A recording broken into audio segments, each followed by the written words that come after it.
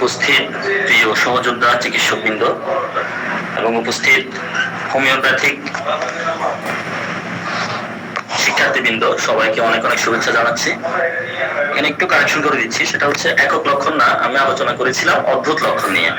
অর্থাৎ একটা মেডিসিনে বা একটা পেশেন্টের মধ্যে আমরা যে যে অদ্ভুত লক্ষণগুলো দেখি, সেই অদ্ভুত লক্ষণগুলো কি ধরনের হতে পারে এবং সেই অদ্ভুত লক্ষণে কি ধরনের মেডিসিন হতে পারে, সেটা একক মেডিসিনে হতে পারে, সেটা একাধিক মেডিসিনে আসতে পারে।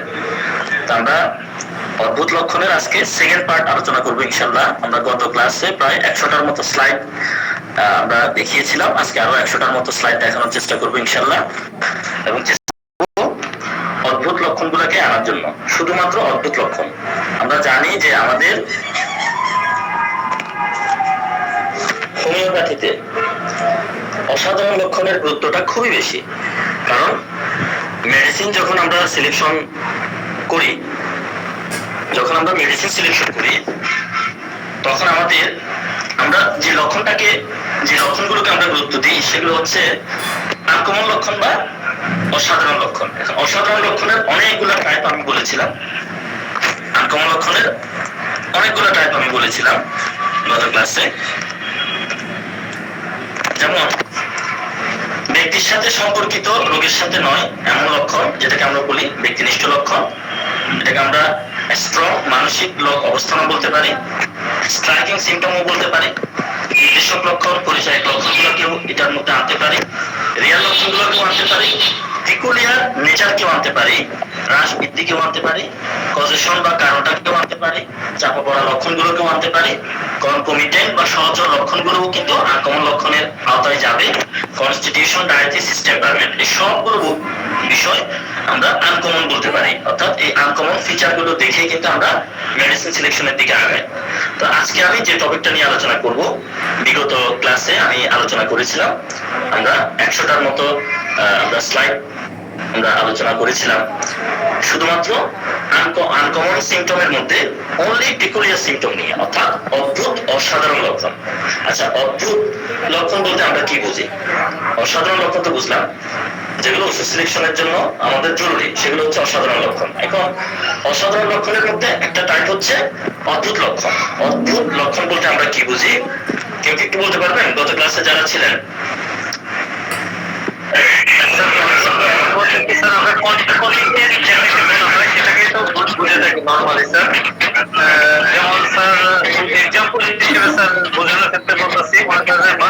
মহিলাদের যখন মাসিক স্রাব শুরু হয় স্যার, তখন দেখা যাচ্ছিল মাসিক স্রাব বন্ধ হয়ে নাক দিয়ে যে ব্লিডিং হচ্ছে বা রক্ত আসতে পারে, এটাকে তো স্যার মানে কনকমিটেন্ট বা অদ্ভুত লক্ষণ বলা হয়েছে। কনকমিটেন্ট আসলে আলাদা বিষয়, আমাদের আজকের টপিক কিন্তু কনকমিটেন্ট না। কনকমিটেন্ট নিয়ে যদি আরেকটা ক্লাস আমি রেডি করতে পারি, সেটা আমি নিব ইনশাআল্লাহ। আচ্ছা, আনকমন লক্ষণ কাকে বলে গত ক্লাসে আমি আলোচনা করেছিলাম। আজকের ক্লাসে বোধহয় সবাই নতুন, গত ক্লাসে মনে হচ্ছে কেউ ছিলেন না। আজকে মানে এই ক্লাসে যারা জয়েন করছেন সবাইকে আমার নতুন মনে হচ্ছে, কারণ কেউ বলতে পারবেন না। গত ক্লাসে আমি 100টা স্লাইড দিয়ে প্রত্যেকটা স্লাইড আমি ভেঙে ভেঙে আনকমন লক্ষণগুলো আমি আলোচনা করেছিলাম। আনকমন লক্ষণের মধ্যে পিকুলিয়ার সিমটম নিয়ে আলোচনা করেছিলাম। আমি গত ক্লাস থেকে কয়েকটা স্লাইড আমি দেখাবো, আমার আবার বোঝানোর চেষ্টা করবো আনকমন সিমটম বলতে আমরা কি বুঝি। আচ্ছা, একদম সহজ করে বলি, আমরা যখন তাড়াতাড়ি হাঁটি, আমাদের বুক ধড়ফড়ানি বেড়ে যাবে নাকি কমবে? নর্মাল আমাদের নেচারে আমরা কি দেখি? যখন আমরা তাড়াতাড়ি করে হাঁটবো, আমাদের বুক ধড়ফড়ানি অবশ্যই বাড়বে। কিন্তু আমরা যদি দেখি হার্টের পেশেন্ট, সে তাড়াতাড়ি হাঁটতেছে, বুক ধড়ফড়ানি কমে যাচ্ছে, এটা একটা অদ্ভুত বিষয়। আবার ঠান্ডা পানিতে আমরা জানি যে কাশি বেড়ে যায়, অথচ আমরা কোনো কোনো পেশেন্টের ক্ষেত্রে দেখি যে ঠান্ডা পানিতে কাশি কমে যায়। তো এটা একটা অদ্ভুত বিষয়। আবার দেখেন, খাওয়ার পরে পেটের মধ্যে ভারী ভারী ভরা বোধ থাকার কথা, অথচ খাওয়ার পরেও মনে হচ্ছে পেটটা খালি খালি। এটা একটা অদ্ভুত কথা। ব্যথার চোটে রোগীর কান্না করার কথা, কিন্তু ব্যথার কারণে রোগী হাসে। যত ব্যথা তত হাসি, বা যত কাশি তত হাসি, মানে রোগীর যত বেশি কাশি হচ্ছে রোগী তত বেশি হাসছে। এটা একটা অদ্ভুত কথা। যে কোনো ধরনের জ্বালা আমরা জানি যে ঠান্ডা পানি ঢাললে, ঠান্ডা দিলে আরাম লাগে, কিন্তু আমরা যদি দেখি যে কোনো কোনো রোগীদের জ্বালা গরম দিলে ভালো লাগে, এটা একটা অদ্ভুত কথা। অর্থাৎ স্বাভাবিকের ব্যতিক্রম কোনো কিছু যদি ঘটে, স্বাভাবিক কথা এবং ব্যতিক্রম কথাটা যদি অথচ শব্দ দিয়ে যুক্ত হয়, তখন সেটা আমরা বলবো অদ্ভুত লক্ষণ। আশা করি সবাই ক্লিয়ার হতে পারছেন। যেমন দেখেন, দুঃখের কথায় কান্না আসার কথা, কিন্তু দুঃখের কথায় রোগীটা হাসে, এটা একটা অদ্ভুত কথা। কোষ্ঠবদ্ধতায় পেশেন্টের মেজাজটা খিটখিটে হয়ে যাওয়ার কথা, কিন্তু 2-3 দিন 4 দিন পায়খানা হয় নাই, কিন্তু রোগীর মন মেজাজ অনেক ফুরফুরা, রোগী অনেক প্রফুল্ল, এটাও একটা অদ্ভুত কথা। তারপর সিঁড়ি বেয়ে ওঠার সময় কষ্ট হওয়ার কথা, কিন্তু সিঁড়ি বেয়ে ওঠার সময় রোগীর কষ্টের উপসর্গ করতেছে, এটাও একটা অদ্ভুত কথা। তাহলে অদ্ভুত মানে কি? অদ্ভুত মানে হচ্ছে স্বাভাবিকের ব্যতিক্রম বিষয়, যেখানে স্বাভাবিক এবং অস্বাভাবিক কথা দুইটার মাঝখানে একটা কি থাকবে? অথচ থাকবে। ঠিক আছে, বুঝতে পারলাম যতটুকু?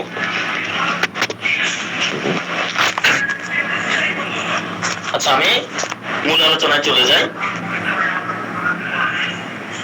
আমি 17তম স্লাইড থেকে শুরু করবো ইনশাল্লাহ।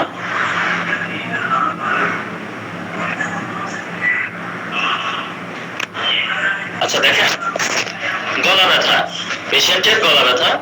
তাহলে এই ধরনের গলা ব্যথা পেশেন্টের ক্ষেত্রে আমরা যেটা দেখি সচরাচর, যে গলা ব্যথার কারণে পেশেন্ট বলে যে আমার গলা এতই ব্যথা যে আমি কোনো কিছু খেতে পারতেছি না, পানি গিলতে পারতেছি না, শক্ত কোনো খাবার খেতে পারতেছি না, গলা ব্যথা করতেছে। এটা একটা কমন একটা ফিচার। কিন্তু যদি পেশেন্ট বলে যে আমার গলা ব্যথা, আমি পানি খেতে গলায় ব্যথা পাচ্ছি, কিন্তু শক্ত খাবার খেলে গলায় ব্যথা পাচ্ছি না, এটা একটা অদ্ভুত কথা। গলা ব্যথায় শক্ত খাবার খেলে গলা ব্যথা আরো বাড়ার কথা, অথচ গলা ব্যথার রোগীর শক্ত দ্রব্য গিলতে কোনো অসুবিধা না হলে এবং খালি ঢোক বা তরল পানীয় পানি গলা ব্যথা যদি বেড়ে যায়, ওষুধ হবে ল্যাকিসিস মিউটান। এরপর দেখেন, বাত ব্যথা গরম শীতে উপশম হওয়াটা একটা সাধারণ ব্যাপার, অথচ বাত ব্যথা যদি শীতল জলের প্রয়োগে যদি আরাম পায়, তাহলে এটা একটা অদ্ভুত ব্যাপার। ওষুধটা কি? নিডাম প্যারাস্টার। বাত ব্যথা গরম শীতে উপশম হওয়াটা সাধারণ ব্যাপার, অথচ নিডাম প্যারাস্টারের বাত ব্যথা শীতল জল প্রয়োগে আরাম পায়। হাঁপানি রোগী উপুর হয়ে মুখ গুজে শুয়ে জিহ্বা বের করে দেয়, এতেই সে প্রশান্তি পায়।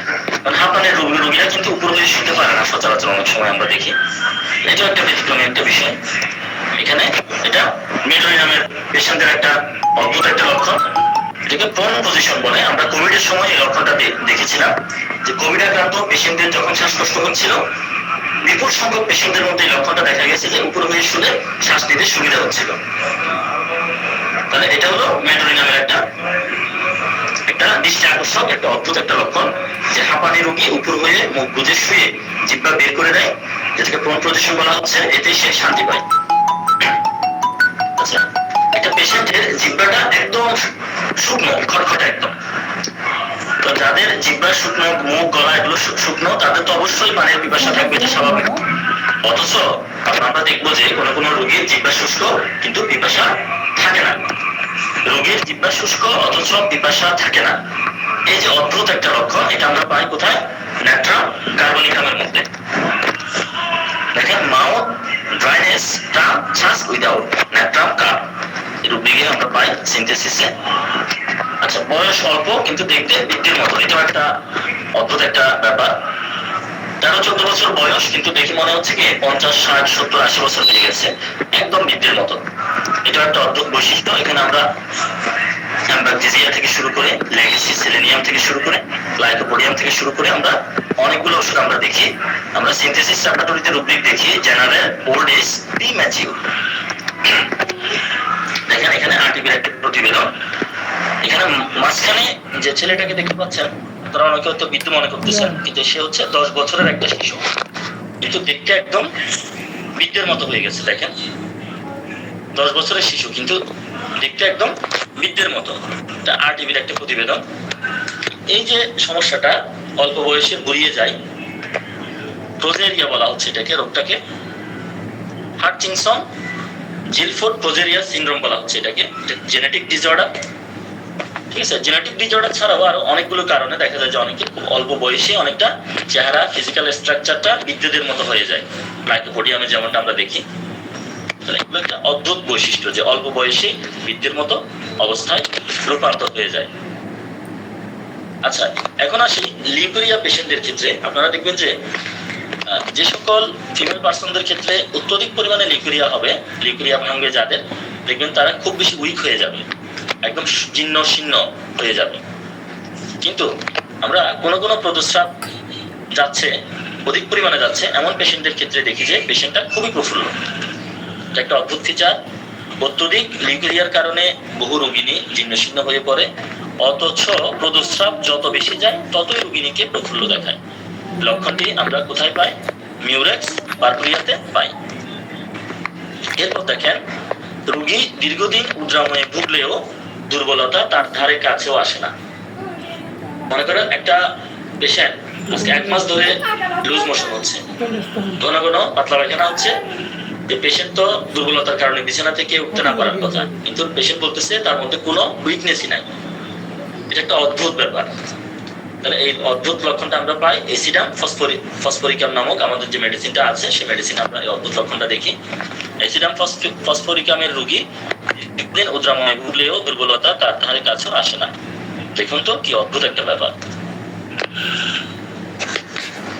শ্বাসকষ্টের সময় বিশ্রাম দরকার। যাদের শ্বাসকষ্ট হয় তাদের বেশি নড়াচড়া করা ভালো না, তাদের বিশ্রাম দরকার। নড়াচড়া যদি করে, হাঁটাচলা যদি করে, শারীরিক পরিশ্রম যদি করে, শ্বাসকষ্ট বেড়ে যায় না এমন লোকের সংখ্যা নগণ্য। কিন্তু শ্বাসকষ্ট বসে থাকলে বৃদ্ধি পায়, নাচলে বা দ্রুত হাঁটলে বা জগিং করলে শ্বাসকষ্টের উপশম ঘটে। মানে সে বিশ্রাম না নিয়ে সে দৌড়াদৌড়ি করলে শ্বাসকষ্টের উপশম ঘটে। এটা একটা পিকুলিয়ার একটা লক্ষণ, এটা অদ্ভুত একটা লক্ষণ। অদ্ভুত লক্ষণটা আমরা পাই সিপিয়া অফিসিনালিসের মধ্যে। শ্বাসকষ্টের সময় বিশ্রাম আবশ্যক। নড়াচড়া, হাঁটাচলা, দৈহিক শ্রমে শ্বাসকষ্ট বাড়ে না এমন লোকের সংখ্যা নগণ্য। কিন্তু সিপিয়া অফিসিনালসের শ্বাসকষ্ট বসে থাকলে বৃদ্ধি পায়, নাচলে বা দ্রুত হাঁটলে বা জগিং করলে শ্বাসকষ্টের উপশম ঘটে। এরপর দেখেন, যতই অসুস্থ হয় ততই কাজ করার ইচ্ছা বেড়ে যায়। আমরা সচরাচর মানুষের প্রবৃত্তি বা স্বভাবটা কি, মানুষ যখন অসুস্থ হয় ওই মানুষের তখন বিশ্রাম নেওয়ার ইচ্ছা জাগে। আমরা যখন কি অসুস্থ হয় তখন আমরা চিন্তা করি আজকে অফিস থেকে ছুটি নেই, আজকে বাসায় কি করি আমরা একটু রেস্ট নেই। এটাই আমাদের স্বাভাবিক একটা নেচার। কিন্তু এখানে একটা বিপরীতধর্মী বা একটা অদ্ভুত একটা বৈশিষ্ট্য আমরা দেখতে পাচ্ছি যে পেশেন্টটা যতই অসুস্থ হচ্ছে ততই কাজ করার ইচ্ছা বেড়ে যাচ্ছে। আমরা এখানে এই লক্ষণটা পাই ডাল কামারার মধ্যে। যতই অসুস্থ হয় ততই কাজ করার ইচ্ছা বেড়ে যায়। ডাল কামারা এই ওষুধটির আরেকটা অদ্ভুত বৈশিষ্ট্য হলো যে এই ওষুধের রোগীরা না চোটেও অপরকে ভর্ৎসনা করে। আমরা যখন চোটে যাই, রেগে যাই, তখন আমরা অপরকে ভর্ৎসনা করি, কিন্তু এরা না চোটেও অপরকে ভর্ৎসনা করতে পারে। এটাও একটা অনেকটা পিকুলিয়ার ফিচারের দিকে যায়, সেজন্য কথাটা এখানে অ্যাড করলাম। আচ্ছা, যাদের পায়খানা নরম তাদের কিন্তু খুব একটা কোতাকুতি করা লাগে না পায়খানা করার সময়। কিন্তু আমরা কোনো কোনো পেশেন্টের মধ্যে দেখি যে নরম মল সত্ত্বেও প্রচন্ড কুন্তন সহকারে মল ত্যাগ করতে হয়। আমরা অ্যালুমিনা, সিপিয়া অফিসিনালিস, নাক্স মশচাটা, হিপারসালফেট এই লক্ষণগুলা দেখি যে নরম মল সত্ত্বেও প্রচন্ড কুন্তন সহকারে মল ত্যাগ করতে হয়। এই লক্ষণে অ্যালুমিনা, সিপিয়া অফিসিনালিস, নাক্স মশচাটা এবং হিপারসালফ বিদ্যমান। আচ্ছা, আমার স্লাইডগুলো কি চেঞ্জ হচ্ছে?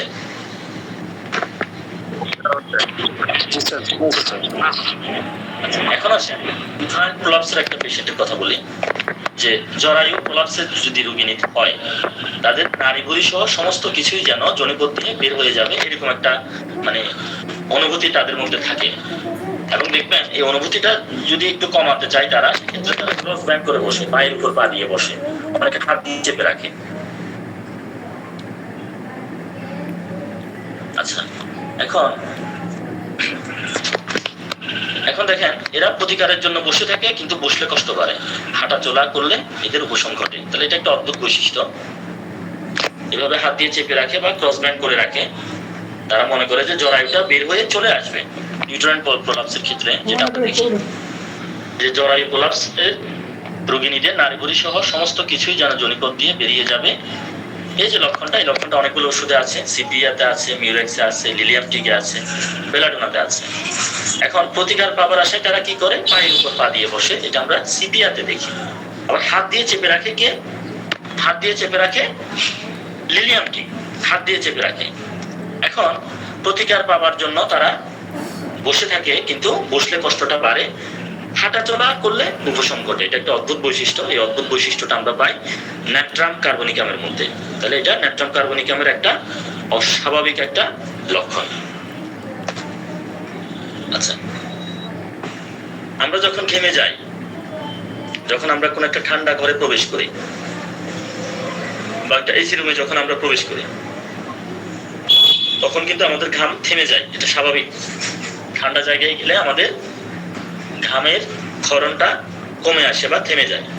অথচ আমরা কোনো কোনো রোগীদের ক্ষেত্রে দেখি যে ঠান্ডা ঘরে গেলেও কিন্তু মাথা, পায়ের পাতা এগুলো অনবরত ঘামতেই থাকে, অর্থাৎ এদের ঘামাটা যেন ঠান্ডা জায়গায় গেলেও বন্ধ হতে চায় না।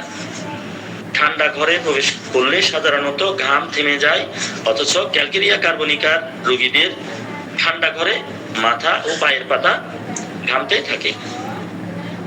আচ্ছা, বিয়ে হয় নাই এমন কুমারী মেয়েদের বুকে যদি দুধ চলে আসে, গর্ভবতী না হয়েও যদি স্তনে দুধের সঞ্চার ঘটে, আমাদের সমাজে সিসি করবে যে মেয়েটার বিয়ে হয় নাই, ব্রেস্টে দুধ চলে আসছে, তাহলে এটাকে মেডিকেলের ভাষায় বলা হয় গ্যালেক্টোরিয়া। এটার কজটা কি? Pituitary tumour. আমাদের যে পিটুইটারি গ্ল্যান্ড আছে আমাদের মাথার পিছন দিকে ছোট্ট শিমের বিচির মতো একদম, হ্যাঁ, পিটুইটারি গ্ল্যান্ড। পিটুইটারি গ্ল্যান্ডে যদি টিউমার ঘটে, টিউমার উৎপন্ন হয়, সেক্ষেত্রে অনেক সময় কি হয়, এই ধরনের কুমারী মেয়েদের ক্ষেত্রেও ব্রেস্টে দুগ্ধ চলে আসতে দেখি আমরা। তাহলে আমরা রুব্রিকটা কি নিব? Chest milk pregnancy in women হয় নট রিলেটেড টু, অর্থাৎ যখন প্রেগনেন্সির সময় না, ওই সময়ের মধ্যে মহিলাদের ব্রেস্টে দুধ। এখানে আমরা মেডিসিন কি পাচ্ছি? আমরা পালসেটিডা পাচ্ছি, মার্কুরিয়াস ফ্লোরোভিরাস পাচ্ছি, অ্যাসাফিটিডা পাচ্ছি। আচ্ছা, আমাদের যখন ক্ষুধা পাই তখন কিন্তু আমরা খাবার খাই, আমরা ফল খেতে পারি, খাবার খেতে পারি, হ্যাঁ, যে কোনো ধরনের স্ন্যাক্স আমরা খেতে পারি। কিন্তু আমরা কোনো কোনো পেশেন্টদের ক্ষেত্রে দেখি তারা খাবার খাক বা না খাক, তারা কিন্তু অখাদ্য খাওয়া শুরু করে।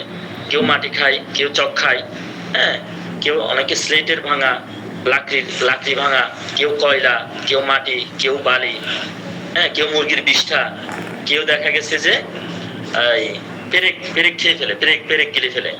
অর্থাৎ যেগুলো খাবার না সেগুলোকেই তারা খাবার মনে করে খেয়ে ফেলে, মানে সেগুলো তাদের খেতে, মুখে দিতে, ভক্ষণ করতে তাদের ভালো লাগে, খাবার নয়, অথচ সেগুলো খেতে পছন্দ করে, অখাদ্য খায়। এটাকে মেডিকেলের ভাষায় বলা হয় পিকা সিনড্রোম। আবার বলছি, যারা খাবার না খেয়ে অখাদ্য খেতে পছন্দ করে, এটাকে মেডিকেলের ভাষায় বলা হয় পিকা সিনড্রোম। তাহলে এই পিকা সিনড্রোমে আমরা দেখেন এখানে মেডিসিন পাই কি কি? Alumina, cicuta virosa, calcarea carbonica. দেখেন এখানে সবগুলা কিন্তু অ্যান্টিটিউবারকুলার মেডিসিন, সবগুলা ওষুধই অ্যান্টিটিউবারকুলার মেডিসিন। খাবার নয়, অথচ সেগুলো খেতে পছন্দ করে, অখাদ্য খায়। পিকা সিনড্রোমের মেডিসিন কি বললাম?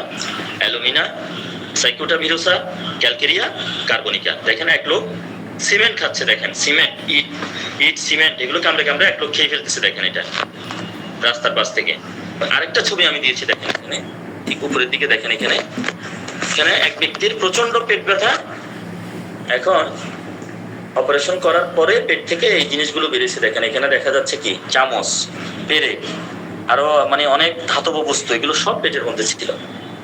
মানে এগুলো খেতে খেতে সব স্টোমাকের মধ্যে জমে গেছে, এগুলো বেরো হয় নাই। এবং এক সময় প্রচন্ড পেট ব্যথা দেখা দেওয়ার পরে, আলটা করানোর পরে যখন দেখলো যে এই ধরনের ধাতব বস্তু আছে, তখন ডক্টররা বাধ্য হয়ে এটা সার্জারি করার জন্য ডাক্তাররা বাধ্য হলেন। সার্জারি করে এই অংশগুলো পেটের মধ্য থেকে বের করা হয়েছে।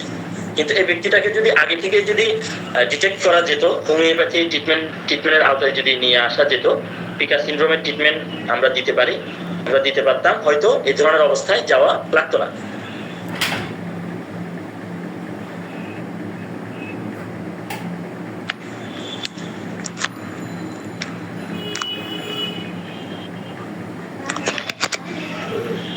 এই যে আরেকটা ছবি অ্যাড করেছি এখানে, দেখেন প্রত্যেকদিন 1 বোতল জনসন বেবি পাউডার খাওয়ার দাবি করেছেন 27 বছরের এক মার্কিন নারী।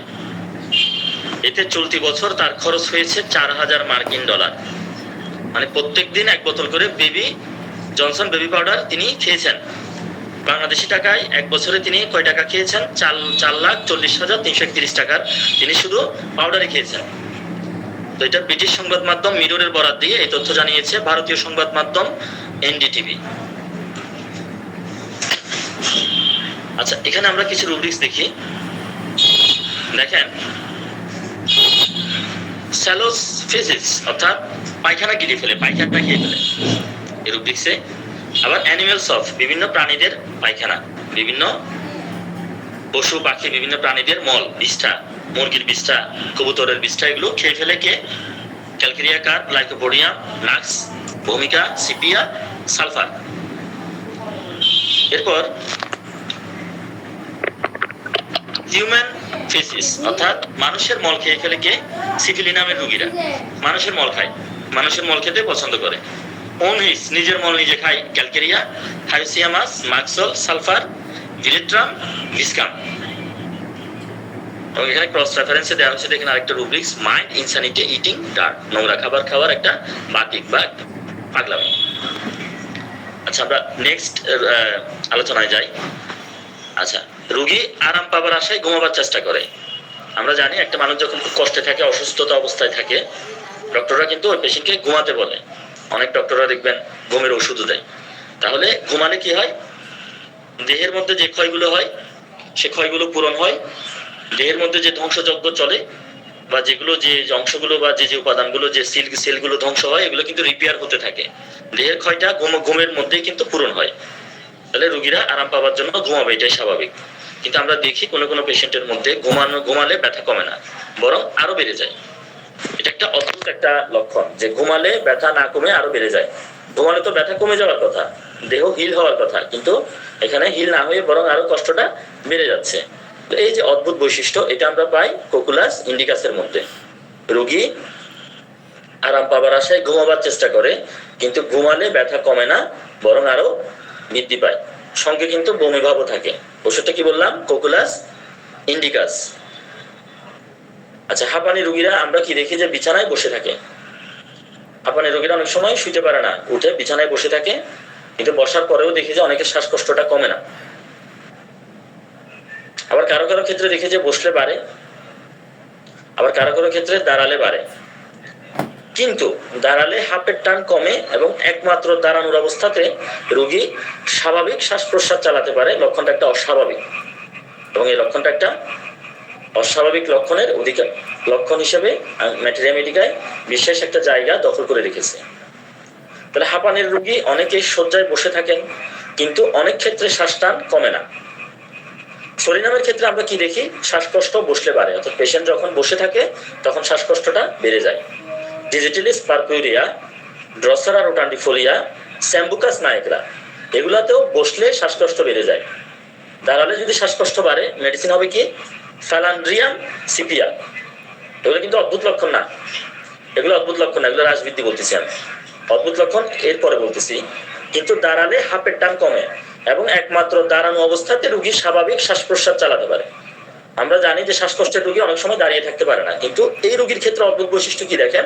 সে যতক্ষণ দাঁড়িয়ে থাকবে স্বাভাবিক শ্বাস প্রশ্বাস চালাতে পারবে, শ্বাসকষ্ট মনে হবে যেন একেবারেই নাই হয়ে গেছে। এই যে একটা অস্বাভাবিক অদ্ভুত লক্ষণ, এই লক্ষণটা আমরা পাই কোথায়?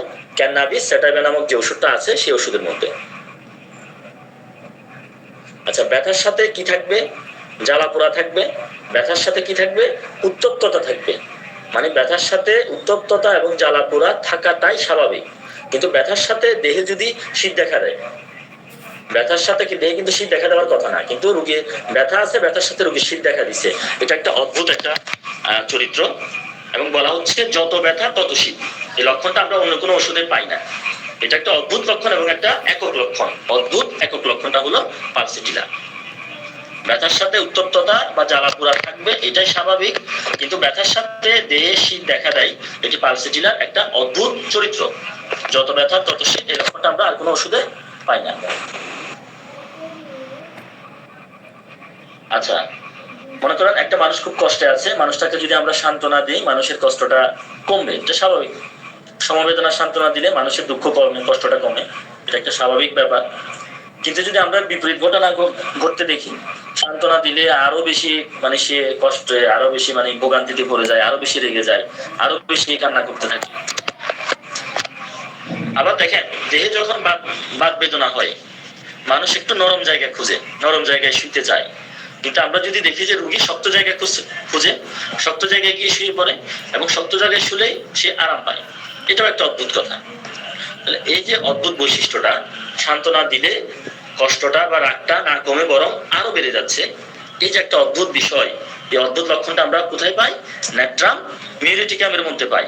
এবং ন্যাট্রাম মিউরিটিকামের পেশেন্টরা বাত ব্যথায় কোমরের নিচে নরম কিছু দেয় না, বরং শক্ত কিছু দিয়ে শুলেই আরাম পায়। তাহলে এই দুইটা হলো ন্যাট্রাম মিউরের অদ্ভুত লক্ষণ। আমি আবারও বলছি স্লাইডটা, সমবেদনা বা সান্ত্বনা দিলে সাধারণত মানুষের কষ্ট কমে। রাগী মানুষকে সান্ত্বনা দিলে রাগ কমে যায়। কিন্তু ন্যাট্রাম মিউরিটিকামের রোগীদের সান্ত্বনা দিলে এর বিপরীত ঘটনা ঘটতে দেখা যায়। শান্ত হবার পরিবর্তে তারা আরো ক্রুদ্ধ হয়ে ওঠে। তাছাড়া দেহের বাত বেদনা হলে মানুষ একটু নরম জায়গা অন্বেষণ করে, কিন্তু ন্যাট্রাম মিউরিটিকামের রোগীরা বাত ব্যথায় কোমরের নিচে শক্ত কিছু দিয়ে শুলে আরাম পায়।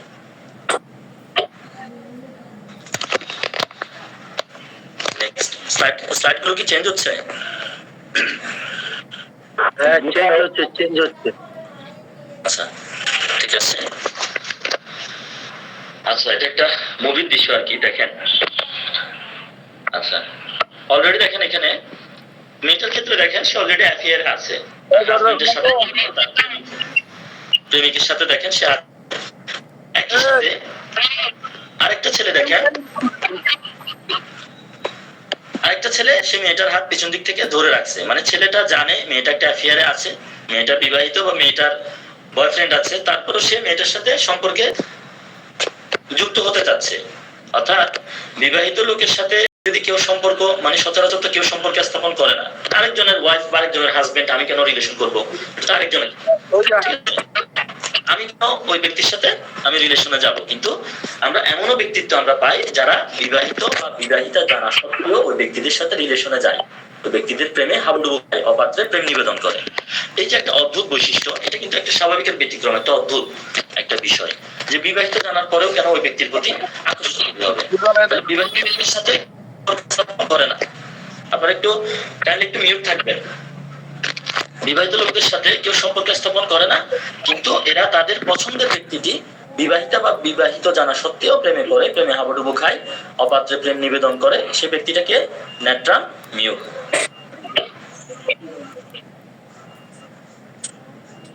আচ্ছা, দেহে যদি রক্তের পরিমাণ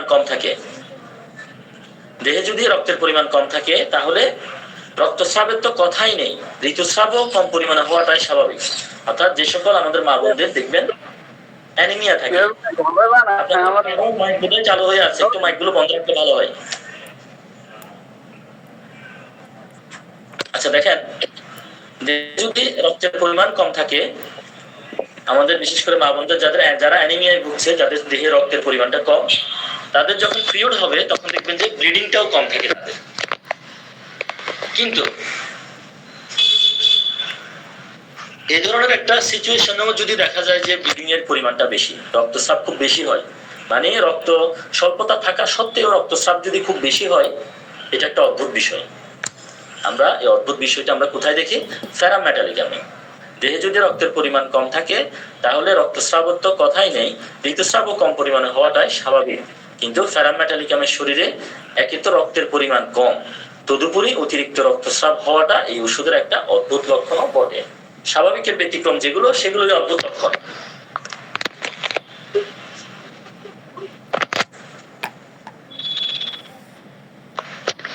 আচ্ছা, দেহের বৃদ্ধি এবং পুষ্টির জন্য মানুষ উচ্চমানের প্রোটিন সমৃদ্ধ খাবার গ্রহণ করে এবং এতে স্বাস্থ্যও ভালো হয়, দেহের বৃদ্ধিও ঘটে। কিন্তু ভালো ভালো খাবার খাওয়া সত্ত্বেও যদি রোগী দিন দিন শুকিয়ে যায়, মানে যথেষ্ট পরিমাণে খাচ্ছে, যে পরিমাণে খাচ্ছে, রোগীর তো অনেক বলশালী, অনেক ছুটাম দেহের অধিকারী হয়ে যাওয়ার কথা, কিন্তু রোগীটা ডে বাই ডে আরো যেন শুকিয়ে যাচ্ছে। এটা কি অস্বাভাবিক মনে হচ্ছে না আপনাদের কাছে? যে ভালো খাবার দিচ্ছে, এত খাবার, তারপরে কেন সে শুকনা? এটা একটা অস্বাভাবিক ব্যাপার। তাহলে এটা আমরা পাই কোথায়? আয়োডিয়ামের মধ্যে আমরা পাই। দেহের বৃদ্ধি এবং পুষ্টির জন্য মানুষ উচ্চমানের প্রোটিন সমৃদ্ধ খাবার গ্রহণ করে এবং এতে স্বাস্থ্যও ভালো হয়, দেহের বৃদ্ধিও ঘটে। কিন্তু ভালো ভালো খাবার খাওয়ার সত্ত্বেও যদি রোগী দিন দিন শুকিয়ে যেতে থাকে, তা কি একটা অস্বাভাবিক ব্যাপার নয়? লক্ষণটি আয়োডিয়ামের অন্যতম বৈশিষ্ট্য। খাই দায় শুকিয়ে যায়। আমরা সিনথেসিস রেপার্টরি খুলে এই রুব্রিক্সটা আমরা পাই। General emaciation appetite with emaciation ravenous, মানে প্রচন্ড ক্ষুধা, খায়ও বেশি, তারপরে সে ইমাসিয়েশনে ভুগে, শীর্ণতায় ভুগে। এখানে আয়োডিয়াম, ক্যালকেরিয়া, নেট্রাম মিউরেটিকাম, পেট্রোলিয়াম এগুলো ফার্স্ট গ্রেডে পাচ্ছি। সেকেন্ড গ্রেডে লাইকোকোস্টিকাম, অ্যাব্রোটেনাম, ক্যালকেরিয়া ফস সহ, টিউবারকুলিনাম সহ অনেকগুলো ওষুধ পাচ্ছি। থার্ড গ্রেডেও অনেকগুলো ওষুধ আমরা পাচ্ছি। সে পানি খাবে 1 গ্লাস, প্রস্রাব করবে 2 গ্লাস। যতটুকু পানি খাবে, প্রস্রাব করবে, সেই যত পান করা পানির চেয়েও বেশি পরিমাণে সে প্রস্রাব করবে। যতটুকু জল পান করবে, মূত্রের পরিমাণ সেটার চেয়েও বেশি হবে, তার চেয়েও বেশি হবে। যতটুকু জল পান করে মূত্রের পরিমাণ তার চেয়েও বেশি হয়। এই অদ্ভুত লক্ষণটা আমরা পাই মার্কুরিয়াস সোলোবিলাসের মধ্যে। গত ক্লাসে একটা গ্রুপে ক্লাস নিয়েছিলাম, সেখানে একটা কোশ্চেন এসেছিল আমাদের, যে উনি একজন ভদ্র মহিলা আমাকে জিজ্ঞেস করেছিলেন যে উনি যখন ফাস্টিং করেন, উপবাস থাকেন, তখন হচ্ছে ওনার প্রস্রাবের পরিমাণটা বেড়ে যায়। উপবাস থাকলে কিন্তু খুব মানে খাওয়া দাওয়া হয় না, মানুষ তো না খেয়ে থাকে। না খেয়ে থাকলে কিন্তু আমাদের বডির যে মেকানিজম, প্রস্রাবের পরিমাণটা কিন্তু কমে যায়। রমজানে দেখবেন আমাদের সেহরির পরে কিছুটা প্রস্রাব হয়, দিন যত গড়ায় প্রস্রাবের পরিমাণ কমে যায়, প্রস্রাব হয় না বললেই চলে, একটা সময় প্রস্রাব বন্ধ হয়ে যায়। কিন্তু ওই মহিলার ক্ষেত্রে যেটা হয়, উনি যখনই ফাস্টিং করবে তখন প্রস্রাবটা বেশি হবে। তাহলে দেখেন যতটুকু জল পান করে প্রস্রাবের পরিমাণ তার চেয়েও বেশি হয়। সে যদি 1 গ্লাস পানি খায়, প্রস্রাব করে, সেখানে মনে হয় প্রস্রাবের পরিমাণ 2 গ্লাসের সমান হবে। মেডিসিনটা কি? মার্কুরিয়াস সোলোবিলাস। এটা একটা অদ্ভুত বৈশিষ্ট্য। মার্কুরিয়াস সোলোবিলাসের আরেকটা অদ্ভুত বৈশিষ্ট্য আজকে আমি আলোচনা করেছি, দেখি কেউ বলতে পারেন কিনা। মার্কুরিয়াস সোলোবিলাসের আরেকটা অদ্ভুত লক্ষণ কিছুক্ষণ আগে আমি বলেছিলাম, যে অবিবাহিত মেয়েদের ব্রেস্টে যদি দুধ চলে আসে, পালসিটিলা, মার্কুরিয়াস সোলোবিলাস এবং কি অ্যাসাফিটিডা, 3টা ওষুধের কথা বলেছিলাম। তাহলে এগুলো হচ্ছে কি অদ্ভুত কথা, মানে স্বাভাবিকভাবে এটা ঘটে না। স্বাভাবিকভাবে যেটা হবে না, স্বাভাবিকের ব্যতিক্রম হলে সেটাই অদ্ভুত। এখানে দেখেন ইউরিন কপায়াস ড্রাঙ্ক মোর দ্যান ইস, মানে প্রচুর পরিমাণে প্রস্রাব, সে যতটা না পান করবে তার চেয়ে আরো বেশি। এই রুব্রিক্সে দেখেন এখানে মার্কুরিয়াসের পাশাপাশি belladonna, colocynth, lactic acid, nux vomica, acid phos, carbo veg, ambra grisea, apis, aurum metallicum, raphanus, sarsaparilla, sepia, zincum, coccus cacti, এই ধরনের আমরা ferrum metallicum, kali iod, lac caninum, natrum carb, muriatic acid, এই ধরনের আমরা অনেকগুলো ওষুধ আমরা পাচ্ছি এই রুব্রিক্সে। রুব্রিক্সটা কি আবারও বলছি, ইউরিন কপায়াস প্রচুর পরিমাণে প্রস্রাব, ড্রাঙ্ক মোর দ্যান ইস, মানে সে যতটা না পান করবে তার চেয়েও বেশি। আমরা নেক্সট আলোচনায় যাই। মুখে, জিহ্বায়, গলায় শুষ্কতার কারণে মানুষের তৃষ্ণা পায়। ধরেন কারো মুখ, জিহ্বা, গলা এগুলো যখন শুকিয়ে যাবে, মানুষের পিপাসা লাগবে, এটাই কিন্তু স্বাভাবিক একটা বিষয়। ওই সময় ওই ব্যক্তিটা ঘন ঘন জল পান করবে। যাদের মুখে মুখগহ্বর রসালো, তাদের পিপাসা, তাদের অতি পিপাসা নিশ্চয়ই একটা অস্বাভাবিক ব্যাপার। মানে যাদের মুখটা ভিজা, মুখে অলরেডি যথেষ্ট পরিমাণে স্যালাইভা আছে, তাদের দেহে যথেষ্ট পরিমাণে পানি আছে, তারপরে তার পিপাসা লাগতেছে পানি থাকা সত্ত্বেও। মানে জিহ্বা, মুখগহ্বর, গলদেশ রসালো থাকা সত্ত্বেও প্রচুর জল পিপাসা, এটা একটা অদ্ভুত লক্ষণ। এটাও মার্কসলের একটা অদ্ভুত লক্ষণ। মুখে, জিহ্বায়, গলায় শুষ্কতার কারণে মানুষের তৃষ্ণা পায়, ঘন ঘন জল পান করে, এটা একটা স্বাভাবিক ব্যাপার। যাদের মুখগহ্বর রসালো, তাদের অতি পিপাসা নিশ্চয়ই একটা অস্বাভাবিক ব্যাপার। আর জিহ্বা, মুখগহ্বর, গলদেশ রসালো থাকা সত্ত্বেও প্রচুর জল পিপাসা, প্রচুর জল খেতে হয়, এটা মার্কুরিয়াস সোলোবিলাসের একটা অদ্ভুত লক্ষণ। দেখেন এখানে জিহ্বায় দাঁতের ছাপ, থলথলে জিহ্বা, প্রচুর রসালো, তাহলে দেহে প্রচুর প্রচুর প্রচুর পরিমাণে পানি আছে, সে পানি না খেলেও চলে, কিন্তু তারপরে ব্যক্তিটা পিপাসা পাচ্ছে। আরেকটা লক্ষণ কি বললাম, সে যতটুকু পানি খাবে তার চেয়ে বেশি প্রস্রাব করবে। আরেকটা লক্ষণ কি বললাম, অবিবাহিত মেয়ে হলে ব্রেস্টে দুধ চলে আসবে। তাহলে দেখেন আমরা মার্কসলের কতগুলো অদ্ভুত লক্ষণ আজকে আমরা জানলাম।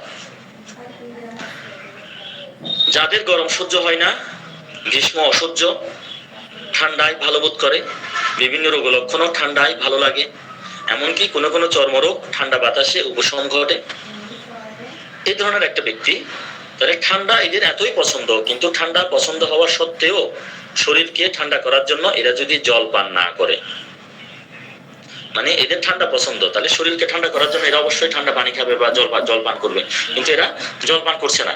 এটা একটা অস্বাভাবিক একটা ব্যাপার। অস্বাভাবিক ব্যাপারটা আমরা কোথায় পাই?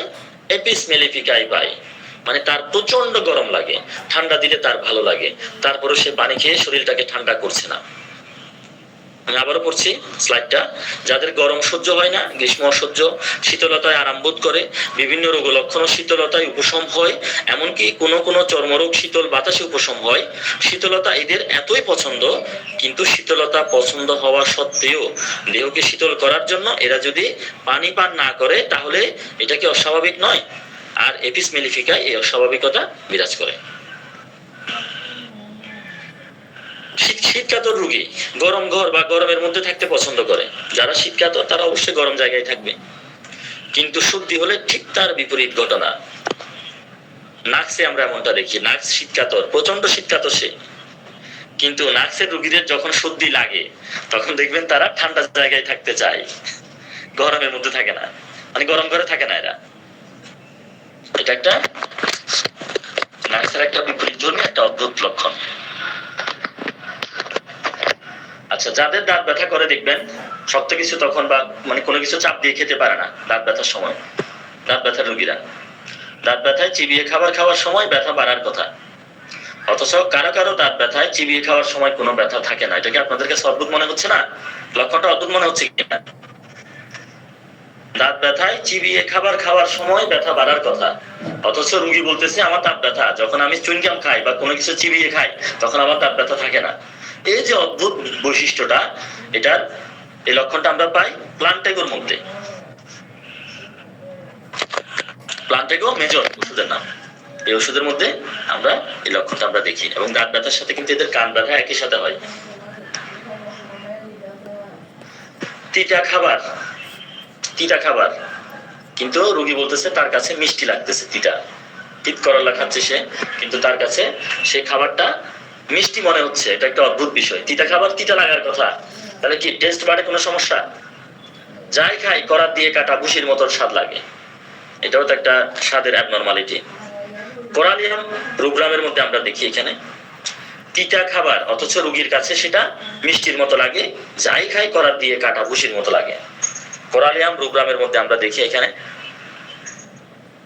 এখানে টেস্টের জন্য কতগুলো রিসেপ্টর থাকে, এখানে গোলমাল হয়, এখানে এখানে কিছু গোলমাল ঘটে। এখানে যে টেস্ট বার্ড থাকে সাধকরক গুলোর মধ্যে এখানে গোলমাল ঘটে যায়। এখানে ব্যাখ্যাগুলো আসবে একদম শেষের দিকে, আমি কিছু ব্যাখ্যা দিব।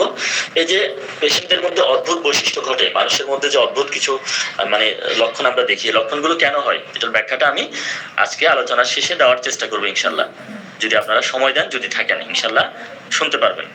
আচ্ছা, মানুষের কাছে তার জীবন খুবই প্রিয়। আপনাকে যদি বলে যে আপনাকে আমি 1 কোটি টাকা দিব, কিন্তু আপনার জীবনটা আমাকে দিয়ে দেন, আমরা কি দিব কখনো নিজের জীবন? কখনো দিব না। সংকটাপন্ন অবস্থায় মানুষ নিজের সর্বস্ব দিয়ে নিজের জীবন বাঁচাতে চায়, অথচ আমরা কোনো কোনো রোগীদের মধ্যে দেখি মানে এত প্রাণ প্রিয় জীবন, মানে কি বলে এটাকে, কি বলবো এটাকে, মানে এত প্রিয় জীবন, এই জীবনটাকে সুইসাইডের মাধ্যমে শেষ করে দিতে চায়। এটা কি অদ্ভুত কথা না? এটা কি অদ্ভুত বিষয় না? অবশ্যই অদ্ভুত বিষয়। আমরা অরাম মেটালিকামের কথা ভাববো। মানুষের কাছে তার জীবন খুবই প্রিয়। সংকটাপন্ন অবস্থায় মানুষ নিজেদের সর্বস্ব দিয়ে নিজেদের জীবন বাঁচাতে চায়। মানুষ যখন ক্যান্সারে আক্রান্ত হয়, লাস্ট স্টেজে চলে যায়, তখন বলে জায়গা সম্পত্তি যা আছে সব দিয়ে দিব ডাক্তার সাহেব, আমাকে বাঁচান। পেশেন্টদেরকে দেখবো ওরা আত্মহত্যা করে ফেলতে চায়, আত্মহত্যার টেন্ডেন্সি আমরা দেখবো। করে ফেললে তো করে ফেলছে, এদেরকে তো আর কিছু করার নাই। যাদের মধ্যে আত্মহত্যার টেন্ডেন্সি আমরা দেখবো, সুইসাইডের মাধ্যমে যারা নিজেদের প্রিয় জীবনকে শেষ করে দিতে চাইবে, তাদেরকে আমরা অরাম মেটালিকাম দিব। যেহেতু এটা একটা অদ্ভুত একটা বিষয় যে এত প্রিয় জীবন কেন সে শেষ করে দিতে চাচ্ছে। ঠান্ডা এবং জলীয় আবহাওয়ায় হাঁপানি বেড়ে যাবে, এটাই আমরা সাধারণত হতে দেখি। কিন্তু নাবিকগণ সমুদ্র থেকে যখন তীরভূমিতে আসে তখন হাঁপানি বেড়ে যায়। চিন্তা করে দেখেন, মানে সে সমুদ্রে তো জলীয় পরিবেশ, ওইখানে ওর হাঁপানি হইল না, কিন্তু যখনই সে জাহাজ নিয়ে যখন তীরে চলে আসে তখনই দেখা যায় তার হাঁপানি শুরু। এটা একটা অদ্ভুত লক্ষণ। এই লক্ষণটা আমরা দেখি ব্রোমিয়ামের পেশেন্টদের মধ্যে। ঠান্ডা এবং জলীয় আবহাওয়ায় হাঁপানি বেড়ে যাবে, এটা সাধারণত দেখা যায়। কিন্তু নাবিকগণ সমুদ্র হতে তীরভূমিতে এলে হাঁপানি বেড়ে যায়, এটা ব্রোমিয়ামের অসাধারণ একটা লক্ষণ। পরিচ্ছন্ন চমৎকার আবহাওয়ায় রোগ লক্ষণ বাড়ার কোনো কথা না। পরিচ্ছন্ন আবহাওয়ায় আমরা সবাই সুস্থ থাকি, কিন্তু ভেজা আর্দ্র আবহাওয়ায় দেখবেন আমরা অনেকে অসুস্থ হই। কিন্তু এটা ব্যতিক্রম আমরা দেখি, কোনো কোনো মানুষের মধ্যে আমরা দেখি যে পরিচ্ছন্ন চমৎকার আবহাওয়ায় রোগ লক্ষণটা বেড়ে যায়, কিন্তু ভেজা আর্দ্র আবহাওয়ায় রোগ লক্ষণ কমে যায়। কি অদ্ভুত! কোস্টিকাম হ্যানিম্যানের মধ্যে এই লক্ষণটা আছে। এটা কোস্টিকামের রোগীদের একটা লক্ষণ। পরিচ্ছন্ন চমৎকার আবহাওয়ায় রোগ লক্ষণ বেড়ে যায়, কিন্তু ভেজা আর্দ্র আবহাওয়ায় এদের রোগ লক্ষণটা কি কমে যায়। Causticum medicine. মল যদি তরল থাকে, পায়খানাটা যদি পানির মতো থাকে, মলদ্বারে কিন্তু ব্যথা হবে না। কিন্তু আমরা কোনো কোনো পেশেন্টের ক্ষেত্রে যদি আমরা শুনি বা পেশেন্ট যদি বলে যে তরল মলত্যাগ করা সত্ত্বেও মলত্যাগের পর ভীষণ যন্ত্রণা হচ্ছে, এটা একটা কিন্তু অদ্ভুত বৈশিষ্ট্য। মল তরল থাকলে বায়ুপথের যন্ত্রণা না হওয়ারই কথা, কিন্তু তরল মলত্যাগ সত্ত্বেও মলত্যাগের পর ভীষণ যন্ত্রণা হচ্ছে, এটা র্যাটানিয়ার একটা অদ্ভুত বৈশিষ্ট্য। র্যাটানিয়া। আচ্ছা, ফিমেল পার্সনদের নিপলের বোটাটা ফেটে যায়, এটাও র্যাটানিয়ার মধ্যে আছে, তাই না? র্যাটানিয়ার একটা সুন্দর একটা লক্ষণ।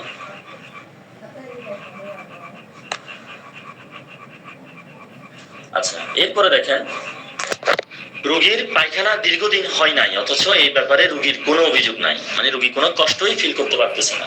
আজকে যে 1 সপ্তাহ পায়খানা হচ্ছে না, কিন্তু রোগীর কোনো কষ্ট নাই। আমি একটা একটা পেশেন্ট পেয়েছিলাম। পেশেন্টটা হচ্ছে হিরস্টুস্প্রাং, ডিজিজের নাম হচ্ছে হিরস্টুস্প্রাং। পায়খানা করতে প্রায় 22 দিন বা 25 দিন পরে, 22 থেকে 25 দিন পরে পায়খানা। বিশ্বাস, আপনারা কেউ হয়তো বিশ্বাস করবেন না, কিন্তু আসলে এরকমই। তাহলে দীর্ঘদিন যদি পায়খানা না হয়, তারপরেও যদি কোনো অভিযোগ যদি না করে, এই যে একটা অদ্ভুত একটা ব্যাপার, এই অদ্ভুত ব্যাপারটা আমরা পাই ওপিয়ামের মধ্যে। কেন এমন হচ্ছে, এটার ব্যাখ্যাটাও আমি শেষের দিকে দেওয়ার চেষ্টা করব। এটা স্নায়বিক কারণে হচ্ছে, বলে দিই শেষে আলোচনা করতে সুবিধা হবে। স্নায়বিক কারণে হয়। এখানে যে সেন্সরি নার্ভ আছে, সেন্সরি নার্ভের কাজ হচ্ছে ব্যথা বেদনার অনুভূতি বহন করে নিয়ে যায়। আমাদের দেহে 3 ধরনের নার্ভ থাকে। আমাদের তো করোটিক নার্ভ, মস্তিষ্ক থেকে আমরা জানি যে 12 জোড়া নার্ভ তৈরি হয় এবং সেগুলো আমাদের সারা দেহে ছড়িয়ে যায়। তাহলে 12 জোড়া নার্ভের মধ্যে 3 ক্যাটাগরির নার্ভ আছে। একটা হলো সেন্সরি নার্ভ বা সংবেদী স্নায়ু, আরেকটা হলো মোটর নার্ভ বা চেস্টিয়াল স্নায়ু, আরেকটা হলো মিক্স নার্ভ বা মিশ্র স্নায়ু। তাহলে সেন্সরি নার্ভটা কি? সেন্সরি নার্ভটা হচ্ছে যে কোনো ধরনের ব্যথা বেদনার অনুভূতি বহন করে আমাদের মস্তিষ্কে নিয়ে যাবে। মোটর নার্ভের কাজটা কি? মোটর নার্ভ হচ্ছে আমাদের মস্তিষ্ক থেকে একটা কমান্ড বা সংবেদ বহন করে আমাদের অঙ্গ প্রত্যঙ্গে নিয়ে আসবে। আমরা যে নড়াচড়া করি, আমরা যে হাঁটি, তখন আমাদের ব্রেন থেকে কিন্তু কমান্ড আসে। সে কমান্ডটা আসে চেস্টিয় স্নায়ু বা মোটর নার্ভের মাধ্যমে।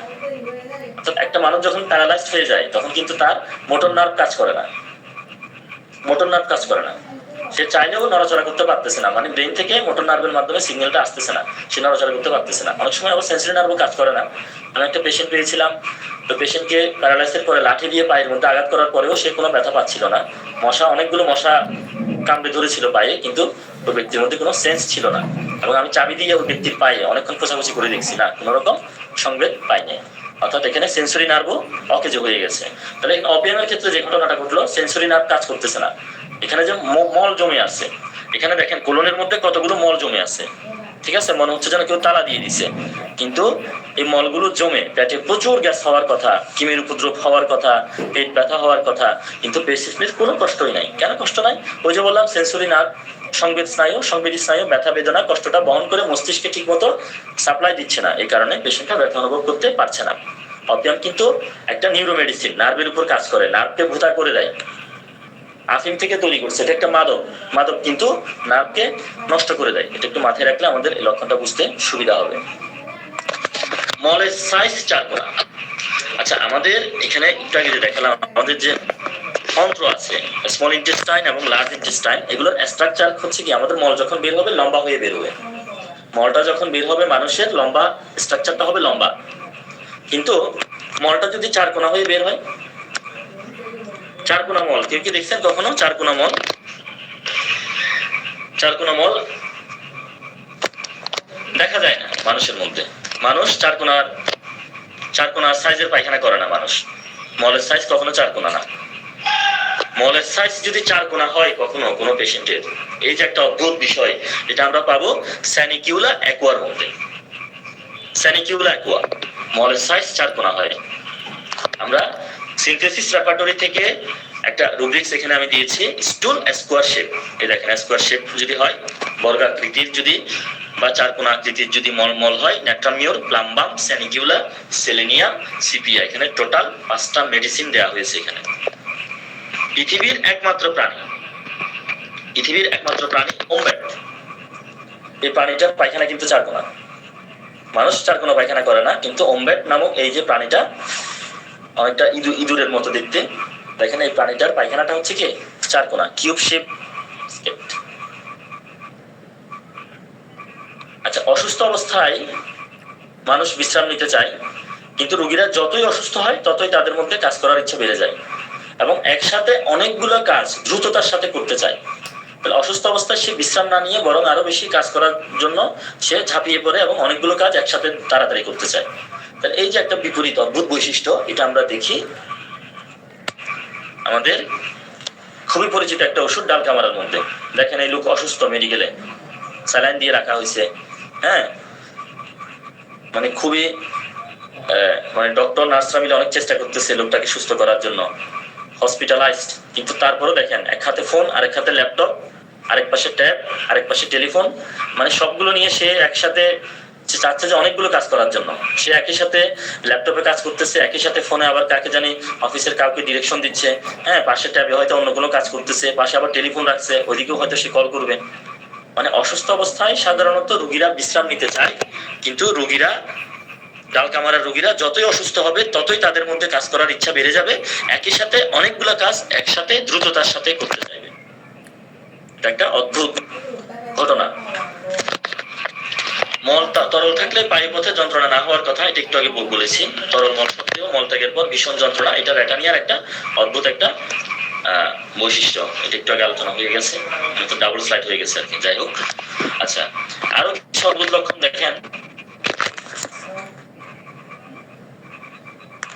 শিশু অন্ধকারে ঘুমাবে না, আলোতে ঘুমাবে। আমরা জানি ঘুমের জন্য আদর্শ পরিবেশ হচ্ছে অন্ধকার। আপনি দেখেন রাতে যখন আপনারা ঘুমাবেন, একটা বাচ্চা যখন ঘুমাবে না, ঘরের লাইট গুলো বন্ধ করে দেন, অন্ধকার হয়ে গেলে দেখবেন বাচ্চাটা অটোমেটিক ঘুমিয়ে যাবে। কিন্তু যদি অ্যাস্টামোনিয়ামের বাচ্চা হয়, ঘরের লাইট আপনি অন্ধকার করে দিলে বাচ্চাটা আর ঘুমাবে না, বাড়তি জ্বালিয়ে রাখলে তখন সে ঘুমাবে, আলোতে ঘুমাবে, অন্ধকারে ঘুমাবে না। এটা একটা অদ্ভুত বৈশিষ্ট্য। নির্মল আবহাওয়ায় গেলে, এটা আলোচনা করেছি লক্ষণটা, নির্মল আবহাওয়ায় গেলে সকল লক্ষণ বাড়ে। নির্মল আবহাওয়ায় গেলে আমরা জানি, ফ্রেশ আবহাওয়ায় গেলে আমাদের কষ্টগুলো কমে যাবে, রোগ যন্ত্রণা থাকলে কমে যাবে, কিন্তু নির্মল আবহাওয়ায়, ফ্রেশ আবহাওয়ায় গেলে অ্যাসপঞ্জিয়া এবং স্যাবার্ডিলার রোগীদের কষ্টগুলো বেড়ে যাবে। আচ্ছা, প্রচন্ড শীতের রাতে ভারী ভারী কম্বল দিই, স্বাভাবিক শীত লাগে এই জন্য, কিন্তু দেখবেন প্রচন্ড শীত, কিন্তু শিশু দেখবেন লাঠি দিয়ে, পা দিয়ে লেপটাকে ছুঁড়ে ফেলে দিচ্ছে, গায়ে কোনো কাপড়ই রাখে না। মা বাবা কম্বলের ভিতরে ঘুমাচ্ছে, বাচ্চাটা কম্বলের উপরে ঘুমাচ্ছে। যতই বাচ্চাটাকে মা বাবা টেনে কম্বলের ভিতরে ঢুকাতে চাচ্ছে, বাচ্চাটা ততই লাফ দিয়ে কম্বলের উপরে চলে আসতেছে। এরকম অনেক বাচ্চা দেখবেন অ্যাভেলেবেল আছে এখন। আমাদের বাচ্চাগুলো এরকমই, এগুলো হচ্ছে স্যানিকুলার বাচ্চা। এগুলো অনেকটা ইমাসিলেশনে ভোগে, শীর্ণতা থাকে এদের দেহে, আয়োডিয়াম শীর্ণতা থাকে, খাবে কিন্তু শুকিয়ে যাবে। তাহলে এদের দেহের মধ্যে ক্ষয় প্রবণতা এত বেশি, এবং এই ক্ষয় প্রবণতার জন্য দেহের মধ্যে একটা হিট তৈরি হয়, একটা তাপ তৈরি হয়, এবং এই তাপের কারণে বোধহয় এরা মানে শীতের তীব্রতাটা খুব একটা অনুভব করতে পারে না।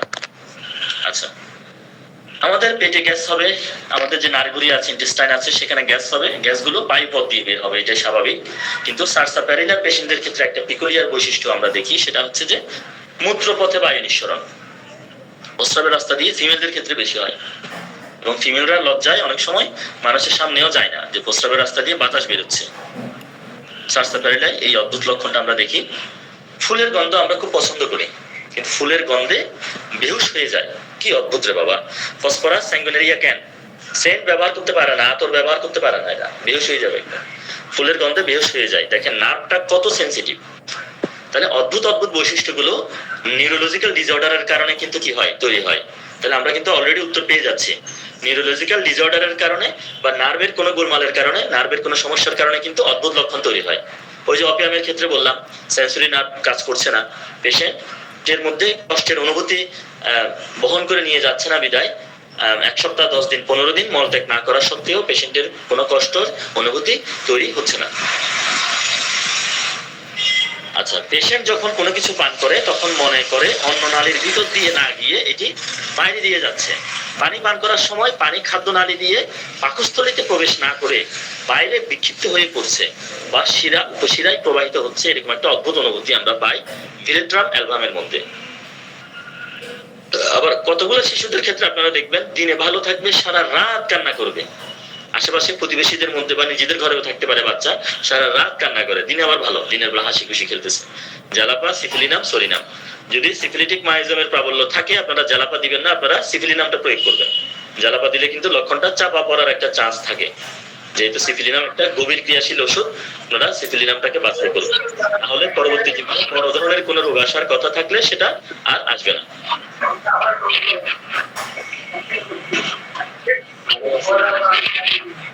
কারো মাইক বোধহয় চালু হয়ে গেছে। সাবিনা ম্যাম, আপনি আপনার মাইক্রোফোন বন্ধ করেন। সাবিনা ম্যাম, মিউট আনমিউটের দিকে খেয়াল রাখেন। আচ্ছা দেখেন, জিনিস একটা কিন্তু দেখতেছে ডাবল। এটা একটা অদ্ভুত ব্যাপার না? আমার সামনে লোক আছে একজন, কিন্তু আমি দেখতেছি দুইজন। সিরাজুল ইসলাম স্যার, আপনি কেন ভিডিও অন করে ক্লাস করতেছেন? আপনি খালি গায়ে রয়েছেন, এটা দেখা যাচ্ছে, কি অড লুকিং। প্লিজ আপনি ভিডিও বন্ধ করেন। আচ্ছা দেখেন, আচ্ছা ওনারা হয়তো খেয়াল করে নাই আর কি, ব্যাখ্যালি হয়তো হয়ে যাচ্ছে। সবাই একটু সতর্ক থাকবেন, কাইন্ডলি সবাই একটু সতর্ক থাকবেন, ভিডিওগুলো বন্ধ রাখবেন, আপনাদের মাইক্রোফোনগুলো একটু বন্ধ রাখবেন। আচ্ছা, একটা জিনিসকে দুইটা দেখে, এটা হলো ব্যাকটেরিয়ামের লক্ষণ। ধরেন একটা মা ডেলিভারির পরে একটা বেবি পাশে থাকার কথা, মা বলতেছে কই আমার বেবিতে দুইটা, ডাবল ভিশন হয়ে গেছে, মানে চোখের হয়তো ওই যে সেন্সরি নার্ভের মধ্যে গোলমাল হয়ে গেছে আর কি, সেন্সরি নার্ভে গোলমাল। আবার এটাও হইতে পারে ডেলিউশন হইতে পারে, আত্মবিশ্বাস, এটাও ব্রেনের একটা সমস্যা। আচ্ছা, এরপর হলো একটা হাত বরফের মতো ঠান্ডা আর এক হাত গরম। দেখেন টেম্পারেচারের কি নাই, এখানে কোনো ব্যালেন্স নাই। এটার ব্যাখ্যা একটু পরে দিব আমি। হার্লিকুইন সিনড্রোম নামে একটা সিনড্রোম আছে, একটা হাত মানে দেহের দুই পাশে দুই রকম অবস্থা তৈরি হয়। আমরা লক্ষণটা দেখি চাইনা, পালসিটিলাই, ইপিকাক, ডিজিটালিসের মধ্যে। একটা পা গরম আরেকটা পা ঠান্ডা, এগুলোর কিন্তু ব্যাখ্যা আছে। আমরা তো শুধুমাত্র পড়ি যে একটা পা গরম আরেকটা পা ঠান্ডা, কিন্তু কেন একটা পা গরম, কেন একটা পা ঠান্ডা? আবার ধরেন পেশেন্টের ফেসের এক পাশ লাল আরেক পাশ ফ্যাকাশে, কেন এক পাশ লাল, কেন এক পাশ ফ্যাকাশে, এগুলো কিন্তু ব্যাখ্যা আছে। এক পা গরম আরেক পা ঠান্ডা, লাইকো, চাইনা, ইপিকাক। এরপর নির্মল বাতাসে, খোলা বাতাসে, একদম ফ্রেশ বাতাসে গেলে শ্বাস আটকে যায়। কি অদ্ভুত কথা, নির্মল বাতাসে গেলে নাকি শ্বাস আটকে যায়। গরমকালেও শোয়ার সময় গায়ে কাঁটা দিয়ে শুই। তাহলে এই যে অদ্ভুত অদ্ভুত বিষয়, এগুলা পাই কোথায়? সরিনাম। এবং এই অদ্ভুত ঘটনাগুলোর চিকিৎসা হোমিওপ্যাথরাই দিতে পারবে। পৃথিবীর আর কোনো প্যাথি ডাক্তাররা আমার মনে হয় না আরো চিকিৎসা দিতে পারবে। দুঃখের কথায় হাসে, ব্যথা পেলে হাসে, তারপর কি ঘুমালে কষ্ট বাড়ে, খাইলে পেট আরো খালি খালি লাগে। তাহলে সব অদ্ভুত অদ্ভুত বিষয়, এই যে আজগুবি আজগুবি অদ্ভুত অদ্ভুত বিষয়, এগুলো চিকিৎসা একমাত্র পৃথিবীতে হোমিওপ্যাথরাই দিতে পারবে। পানির পিপাসা নাই, কিন্তু শুধু পানি খেতে চায়, শুধু পানি খাওয়ার জন্য ইচ্ছা হয়। অদ্ভুত বিষয় না? পানির পিপাসা নাই কিন্তু সে পানি খেতে চাচ্ছে বারবার। এটা সাইমেক্স, ক্যালাডিয়াম, ক্যাম্ফোর, আর্সেনিকের মধ্যে আমরা পাই। রোগীর মল শক্ত হলে কষ্ট না পেলেও রোগীর টের পাওয়ার কথা, কিন্তু অ্যালোর রোগীর মল শক্ত হওয়া সত্ত্বেও রোগী তা টের পায় না। মানে পায়খানা যদি খুব শক্ত হয়ে যায়, সেটা যে মলদার দিয়ে যখন বের হয় তখন কিন্তু পেশেন্টের এটা ঠাউর হওয়ার কথা, মানে পেশেন্টের এটা বোঝার কথা, কিন্তু পেশেন্ট এটা বুঝতে পারতেছে না। এটা অ্যালোর ক্ষেত্রে হয়। অ্যালো আর গেলো মানে আসবে যাবে, মানে মলের মানে বেগ আসবে চলে যাবে, কিন্তু পেশেন্ট বুঝতেও পারবে না যে তার কখন মলটা বেরিয়ে গেল। এবং হার্ড মল হওয়া সত্ত্বেও রোগীর কোনো ফিলই থাকে না। আচ্ছা, পানি পান করলে তার শীত দ্বারা বেয়ে নেমে যাচ্ছে, এরকম একটা অনুভূতি, এটা ন্যাট্রাম সালফে আমরা পাই। পানি পান করলে তো আমাদের অন্য নালী দিয়ে, ইসোফেগাস দিয়ে যাচ্ছে, আমরা অনুভব করি, কিন্তু পেশেন্ট অনুভব করতেছে মেরুদণ্ড দিয়ে যাচ্ছে পানি পান করলে। এটা অবশ্যই একটা অদ্ভুত ব্যাপার। ন্যাট্রাম সালফে আমরা দেখি শুধুমাত্র দিনে পায়খানা হয়, রাতের বেলা পায়খানা হয় না, বা পাতলা পায়খানা হয়, দিনের বেলা হয়, রাতের বেলা বন্ধ, পরের দিন আবার দিনের বেলা পাতলা পায়খানা, রাতের বেলা আবার বন্ধ। মানে পায়খানাটা হচ্ছে শুধুমাত্র দিনের বেলা, রাতের বেলা হচ্ছে না। এটা অদ্ভুত একটা বৈশিষ্ট্য। এটা পডোফাইলাম এবং পেট্রোলিয়ামের যে পেশেন্টরা আছে তাদের মধ্যে আমরা দেখি। আচ্ছা, আমরা নেক্সট স্লাইডে যাই। শুধুমাত্র দেহের একটা পাশে ঘাম আর একটা পাশে ঘাম নাই, এটা আমার মধ্যেও দেখি। হোমিওপ্যাথি যখন প্রথম পড়তাম চিন্তা করতাম শরীরের এক পাশে ঘাম হয় আর এক পাশে ঘাম হয় না, এরকম কি হতে পারে নাকি, অনেক সময় মাথায় আসতো আর কি। কিন্তু নিজের ক্ষেত্রে অনেক সময় দেখছি, যেমন এখনো আমার ডান দিকে আমি ঘেমে গেছি, কিন্তু বাম দিকে এক ফোঁটাও ঘাম নাই আমার শরীরে, মানে একটা সাইড ঘামলে একটা পাশ ঘামে আমার দেহের, শুধুমাত্র একটা পাশে যদি ঘাম হয়, এরকম যদি কোনো ব্যক্তি আপনারা দেখেন, আপনারা থুজা লাইকো পালসেটিলা এই ওষুধগুলোর কথা ভাববেন। মুক্ত বাতাসে গেলে ঘাম কমে যাওয়ার কথা, অথচ মুক্ত বাতাসেও ঘামতে থাকবে। ওই ব্যক্তিটাকে ক্যালকেরিয়া কার্ভ এবং সরিনাম, এই দুই ব্যক্তির কথা আপনারা মনে রাখবেন। এই যে এখানে আলোচনায় এসেছে হার্লিকুইন syndrome is a condition that causes sweatening and skin color changes on one part of your body, অর্থাৎ শরীরের একটা পাশ দুই ঘামে। আপনাদের কারো কি মাইক কি চালু হয়ে গেছে মনে হয়, একটু যদি বন্ধ রাখেন। আচ্ছা দেখেন, হার্লিকুইন সিনড্রোমের ক্ষেত্রে আমরা যেটা দেখি যে দেহের একটা পাশ ঘামবে আরেকটা পাশ ঘামবে না। আবার হার্লিকুইন সিনড্রোম যাদের ক্ষেত্রে ঘটবে তাদের হবে কি স্কিনের একটা পাশ কালার হয়ে যাবে আরেকটা পাশ ফ্যাকাশে থাকবে। আমরা অ্যাকোনাইটের ক্ষেত্রে দেখি যে মুখের একটা পাশ একটু লালচে হয়ে গেছে আরেকটা পাশ ফ্যাকাশে হয়ে গেছে, মানে এই পাশের ব্লাডটা এই পাশে চলে আসছে, এরকম ধরেন না, অর্থাৎ মুখের এক পাশের ব্লাডটা আরেক পাশে চলে আসছে বিদায় ওই পাশটা বেশি লাল হয়ে গেছে আরেক পাশটা ফ্যাকাশে হয়ে গেছে। এটা বিভিন্ন রকম জেনেটিক কারণে হইতে পারে, বিভিন্ন রকম বলা হচ্ছে যে এই কি বলে এটাকে, বিভিন্ন রকম স্ট্রেস থেকে হতে পারে, প্যানিক অ্যাটাক থেকে হতে পারে। এখন এটার ক্ষেত্রে প্যানিক অ্যাটাক থেকে হয়, দেহের একটা পাশ ফ্যাকাশে হয় আর একটা পাশ লাল হয়ে যায়। সূচালো বা তীক্ষ্ণ কিছু দ্বারা আঘাতপ্রাপ্ত স্থান ঠান্ডা হয়ে থাকে, অথচ সেখানে ঠান্ডা প্রয়োগ করলেই উপসম্বোধ করে। মানে আঘাতপ্রাপ্ত জায়গা, মনে করেন পেরেক ঢুকে গেছে পায়ে, ওই জায়গাটা ঠান্ডা হয়ে আছে, এখন ওখানে যদি ঠান্ডা পানি দিলে ভালো লাগে, অলরেডি ঠান্ডা হয়ে আছে, আবার সেখানে ঠান্ডা প্রয়োগ করলে ভালো লাগতেছে, এই বৈশিষ্ট্যটা আমরা পাই লিডামের মধ্যে। মানে পেরেক সূচালো কিছু তীক্ষ্ণ কিছু দ্বারা আহত হয়েছে শরীরের কোনো জায়গা, পেরেক ঢুকে গেছে, তার ঢুকে গেছে, ওই জায়গাটা ঠান্ডা হয়ে আছে, ওখানে আবার ঠান্ডা পানি ঢাললে পেশেন্ট বলতেছে ভালো লাগতেছে, আমরা মেডিসিন মানে খুব একদম যে অ্যাকুরেট ভাবে আমরা যদি সিলেকশন করি আমরা লিডাম দিয়ে দিতে পারবো। এটা অ্যাকুরেট সিলেকশন, এখানে কোনো আর আমাদের ভুল নাই। স্ট্রাইকিং সিঙ্গেল পিকুলিয়ার একটা সিম্পটম লিডাম প্যালেস্টারের। শিশুকে বুকের দুধ পান করানোর সময় জরায়ু থেকে রক্তক্ষরণ ঘটে। কিছুদিন আগে ফেসবুকে এক ভদ্র মহিলা পোস্ট করছিলেন, উনি যখন ওনার বেবিকে ব্রেস্ট ফিডিং করান ওনার নাকি ব্লিডিং হতো, ফ্লুইডের মতো ব্লিডিং শুরু হয়ে যেত, মহিলা খুবই কষ্ট, মানে উনি ওনার কষ্টটা শেয়ার করলেন আর কি। তখন আমি মনে মনে ভাবলাম যে আমাদের হোমিওপ্যাথির সার্থকতাটা কোথায়। এই যে এত অদ্ভুত একটা বৈশিষ্ট্য, একজন গাইনি ডক্টরের কাছে গেলে উনি ওনার মতো করে ট্রিটমেন্ট দিবে, কিন্তু একজন হোমিও গাইনি ডক্টরের কাছে, ধরেন আমাদের হোমিও যারা আমাদের ফিমেল যারা ডক্টর আছেন ওনাদের কাছে যদি কোনো এরকম ফিমেল পেশেন্ট আছে, ওনারা কিন্তু এটা ট্রিটমেন্ট দিতে পারবে। যতবারই শিশুকে বুকের দুধ পান করাবে ততবারই জরায়ু থেকে ততবারই ব্লিডিং হবে। এই যে অদ্ভুত বৈশিষ্ট্যটা, এটা আমরা পাই সাইলেশিয়া টেরার মধ্যে। সাইলেশিয়া, শিশুকে বুকের দুধ পান করানোর সময় জরায়ু থেকে রক্তক্ষরণ ঘটে, এটা সাইলেশিয়ার একটা অদ্ভুত একটা বৈশিষ্ট্য এবং একক লক্ষণ, আর কোনো ওষুধের লক্ষণটা আমি পাই নাই। এরপরে দেখেন এখানে রুব্রিকটা একটু দেখেন, mind genitalia sex means as lactation during. স্তন্য দান করানোর সময় কি হয়? স্তন্য দান করানোর সময় ব্লিডিং ঘটে। আচ্ছা,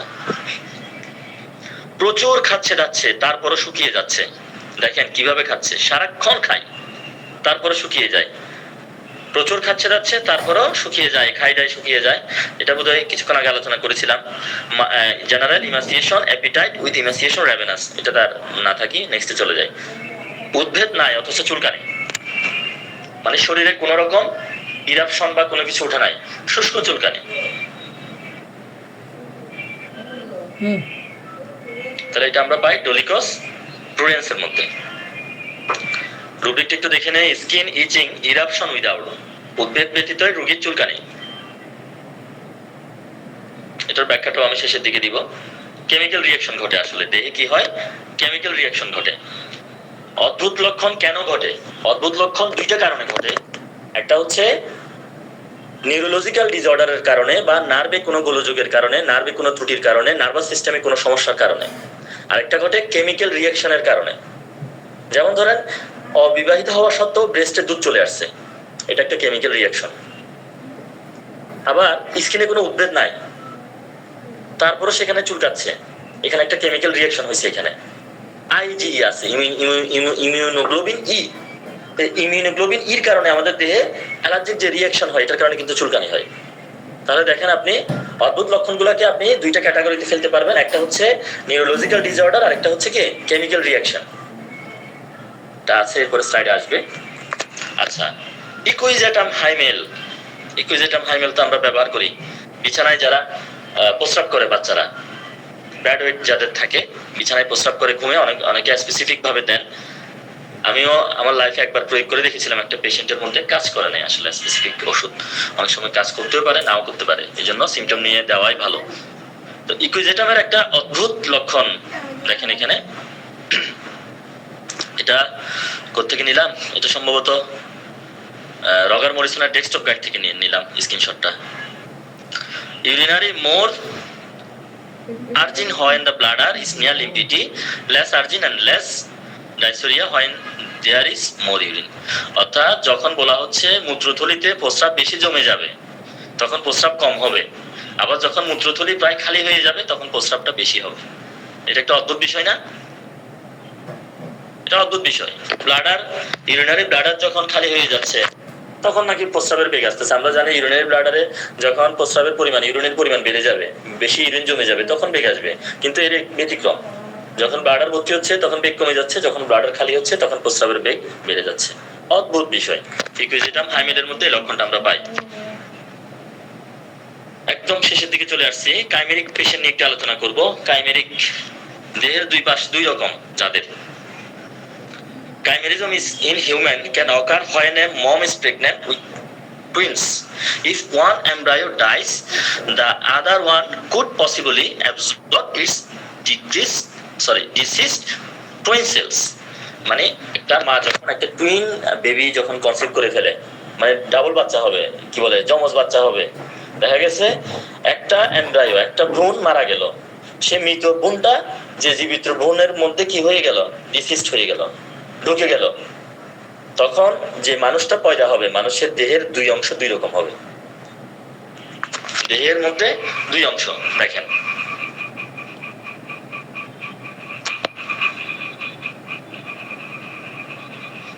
দেহের দুই অংশ এখানে দুই রকম।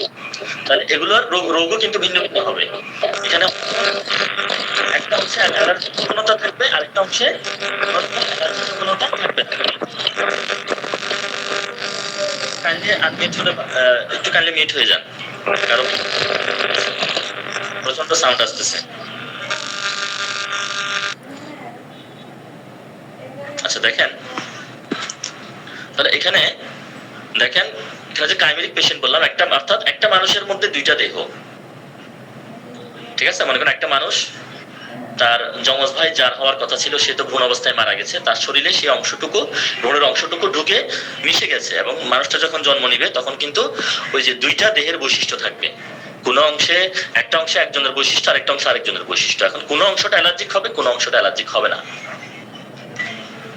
ঠিক আছে? ধরেন এই যে মেয়েটার ক্ষেত্রে দেখেন, দুইটা চোখের কালারটা একটু দেখেন আপনারা, দুইটা চোখের কালার কিন্তু দুই রকম। একটা চোখের কালারটা দেখেন একটু একটু হচ্ছে ক্যাটস আই, আর একটা হলো কি ব্ল্যাক আই। কেন? তো এটা হলো কাইমেরিক পার্সন আর কি, মানে একটা দেহে হচ্ছে দুই রকম দেহের মতো অবস্থা। হ্যাঁ, হোমিওপ্যাথিক ওষুধ দেখবেন কোনোটা ডান পাশে কাজ করে, কোনোটা বাম পাশে কাজ করে, কোনোটা উপরে বাম, নিচে ডান, নিচে বাম, উপরে ডান। হ্যাঁ, এই ধরনের অনেকগুলা অংশে কাজ করে। কাইমেরিক পেশেন্টদের ক্ষেত্রে ওই ডান বাম ক্রস ওয়াইজ যে ওষুধগুলো আছে, হ্যাঁ, এগুলো আমরা ব্যবহার করতে পারবো।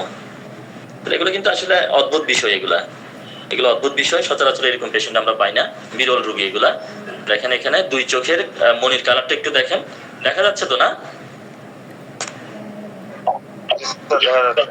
দুই চোখের মনির কালারটা কিন্তু কি এখানে দুই রকম। আচ্ছা, এরপরে দেখেন, সারা দিন কাজ করার পর বিকেলের দিকে আমরা কি হই, টায়ার্ড হই, ক্লান্ত হয়ে যাই সারাদিন কাজ করে।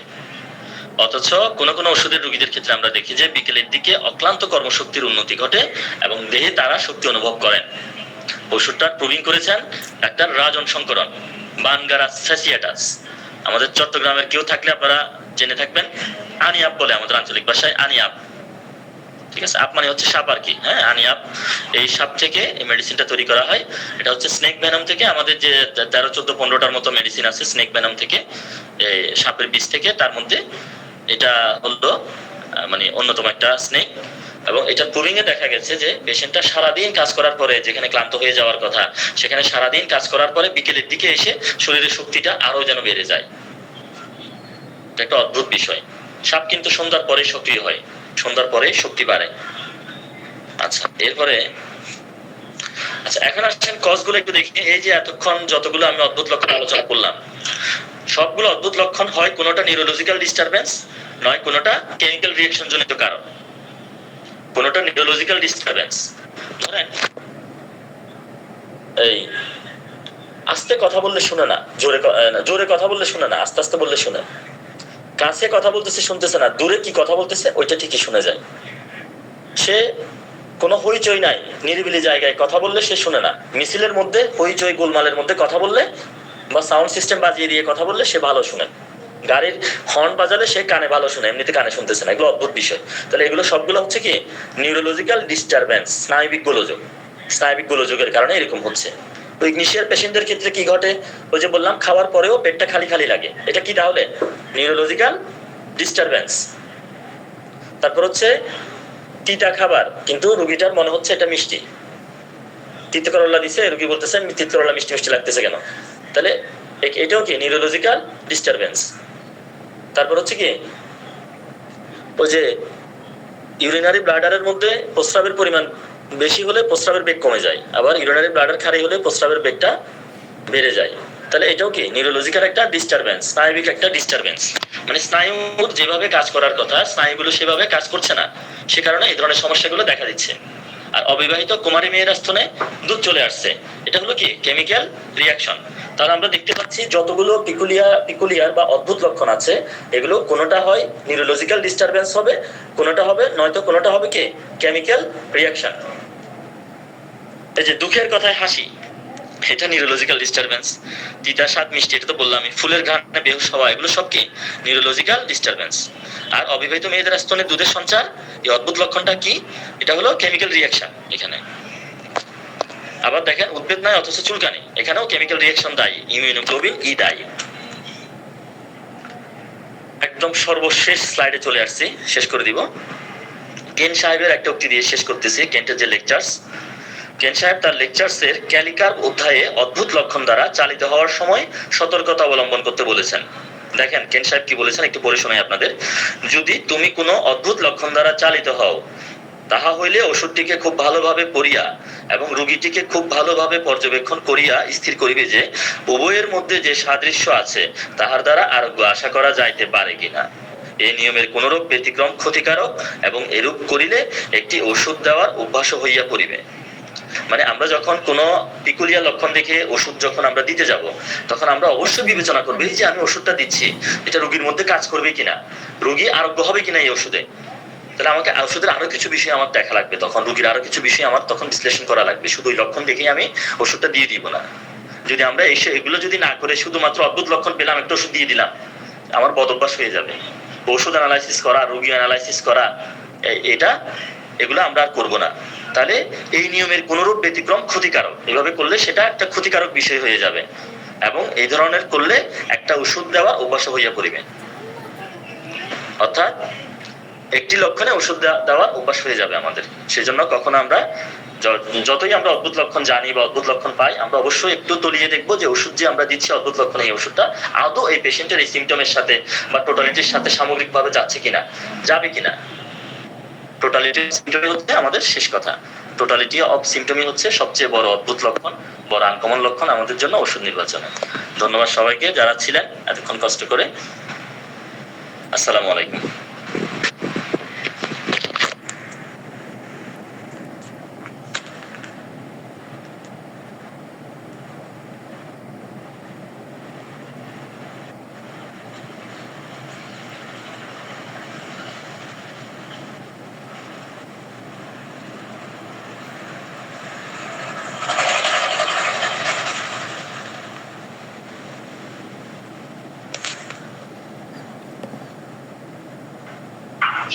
আসসালামু আলাইকুম স্যার, কারো কোনো কোশ্চেন থাকলে স্যার স্যারকে কোশ্চেন করেন।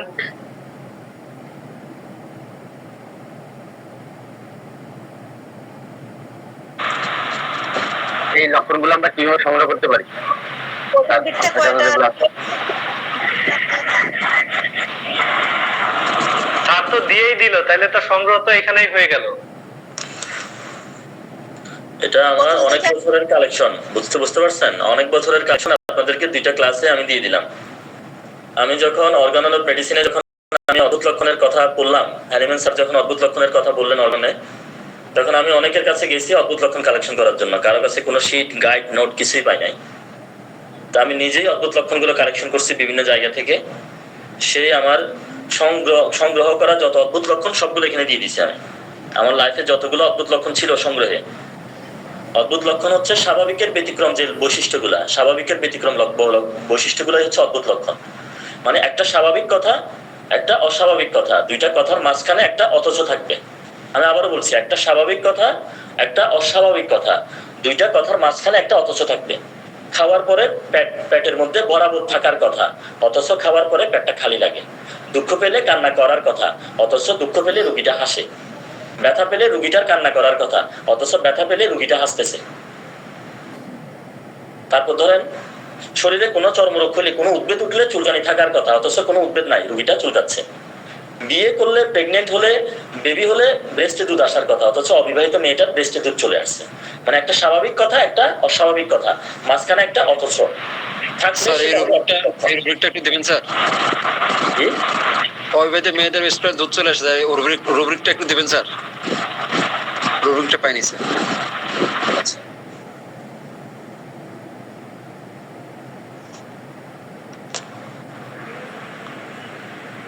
তাহলে এভাবে আপনারা যদি অদ্ভুত লক্ষণ কাকে বলে যদি আপনারা বুঝতে পারেন, আপনারা নিজেরাই ম্যাটেরিয়া মেডিকা থেকে এরকম আরো অজস্র অদ্ভুত লক্ষণ আপনারা নিজেরাই কি করতে পারেন, নিজেরাই নোট তৈরি করতে পারেন, নিজেরাই শেয়ার করতে পারেন। ঠিক আছে? আপনারা বুঝতে পেরেছেন অদ্ভুত লক্ষণ? জি স্যার। সব লক্ষণকেই অদ্ভুত লক্ষণ বলি। সব লক্ষণ অদ্ভুত লক্ষণ না, সব লক্ষণ অদ্ভুত লক্ষণ না। সেটা মানসিক লক্ষণ হতে পারে, সেটা অদ্ভুত লক্ষণ না। অদ্ভুত লক্ষণ হতে গেলে একটা স্বাভাবিক লক্ষণ থাকবে, একটা অস্বাভাবিক লক্ষণ থাকবে, দুইটা লক্ষণের মাঝখানে একটা অথচ থাকবে। বুঝতে পারছেন? কারো যদি পায়খানা 10 দিন না হয়, তার প্রচন্ড মেজাজ খিটখিটে থাকার কথা, অথচ 10 দিন পায়খানা না হওয়ার পরেও রুগীটা খুব হাসি খুশি। অদ্ভুত কথা। বিবাহিত একজন মহিলা, এই মহিলার প্রেমে পড়ার কথা না, অথচ ছেলেটা ওই মহিলার প্রেমে পড়ে গেছে। ঠিক আছে? মানে একটা স্বাভাবিক আর একটা অস্বাভাবিক, দুইটা কথার মাঝখানে একটা কি থাকবে? অথচ থাকবে। ঠিক আছে? ক্লিয়ার করতে পারলাম? জিহ্বাটা সরস, জিভের মধ্যে প্রচুর পানি আছে, রস আছে, অথচ রুগীটা তারপরে পানি খেতে চাচ্ছে।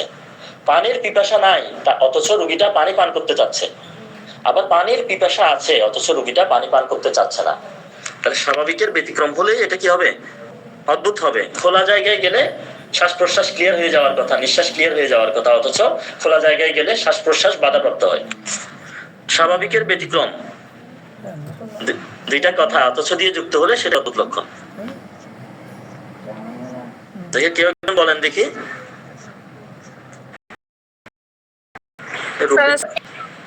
খুঁজে বের করছি। অসাধারণ সুন্দর একটা ক্লাস, আমার খুব ভালো লেগেছে স্যার।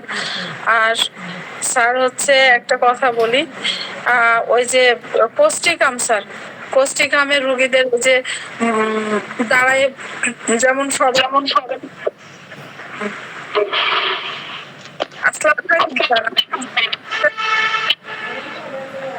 কথাটা আসতেছে না, কথা ভেঙে ভেঙে আসতেছে। রুব্রিক্সটা নিয়ে নেন। Chest milk pregnancy in women when not related to. Sir thank you sir. জি ম্যাডাম, কি জানি বলতে চাইছিলেন? স্যার আপনার ক্লাসটা অসাধারণ হয়েছে। জি ধন্যবাদ। আপনাদের কাজে লাগলেই সার্থক আর কি। আপনারা প্র্যাকটিসে কাজে লাগাতে পারলে তথ্যগুলা, তাহলে আমার ক্লাসটা সার্থক হবে আর কি। মানুষ যদি ভালো হয়, কিছু রোগী যদি ভালো হয়, মানুষের একটু দোয়া পাবো, এটাই। আমার কাছে যা ছিল বুঝছেন, আমি কোনো কিছু আমার নোট খাতায় রাখি নাই, সব আপনাদেরকে দিয়ে দিছি, কোনো কিছু বাকি নাই একদম। নোট খাতায় যতগুলো অদ্ভুত লক্ষণ ছিল, আমার সারা জীবনে যত কালেকশন ছিল সব দিয়ে দিছি এই 2টা ক্লাসের মাধ্যমে। এত অদ্ভুত ক্লাস দেওয়ার জন্য স্যার অনেক অনেক ধন্যবাদ। প্রথমে। আর স্যার আমার একটা প্রশ্নটা হচ্ছে যেমন কোস্টিকামে অনেক সব মেডিসিনে বসে মানে বাথরুমটা হয়, পায়খানাটা হয়, কিন্তু কোস্টিকামে দাঁড়ায় পায়খানা করে এই টাইপের। আমরা ওই যে যেমন সারসার পেরিলা এটাতেই সবাই হচ্ছে বসে প্রসাব করে, কিন্তু এই সারসার পেরিলাতে আপনার দাঁড়ায় প্রসাব করে। হুম হুম, হ্যাঁ হতে পারে, হতে এই পারে। টাইপের আমরা কালেকশন করতে পারি স্যার, এই টাইপের নোট কালেকশন করতে পারি হ্যাঁ, কালেকশন করেন না, কালেকশন করে আমি বলি আপনারা সবাই কালেকশন করেন সবার মতো করে, তারপর সবাই কি কালেকশন করছেন একদিন আমরা বসে কে কি কালেকশন করছেন পড়ে শোনাবেন ক্লাসে। এরকম একটা ক্লাস আমরা আয়োজন করবো ইনশাল্লাহ, দেখবেন আমাদের অনেকগুলো কালেকশন হয়ে যাবে, কারো কাছে আর হাত পাততে হবে না, স্যার। কারো অনেক কাছে অনেক যাওয়া লাগবে না, নিজেরাই আমরা কালেকশন করতে পারি এগুলো।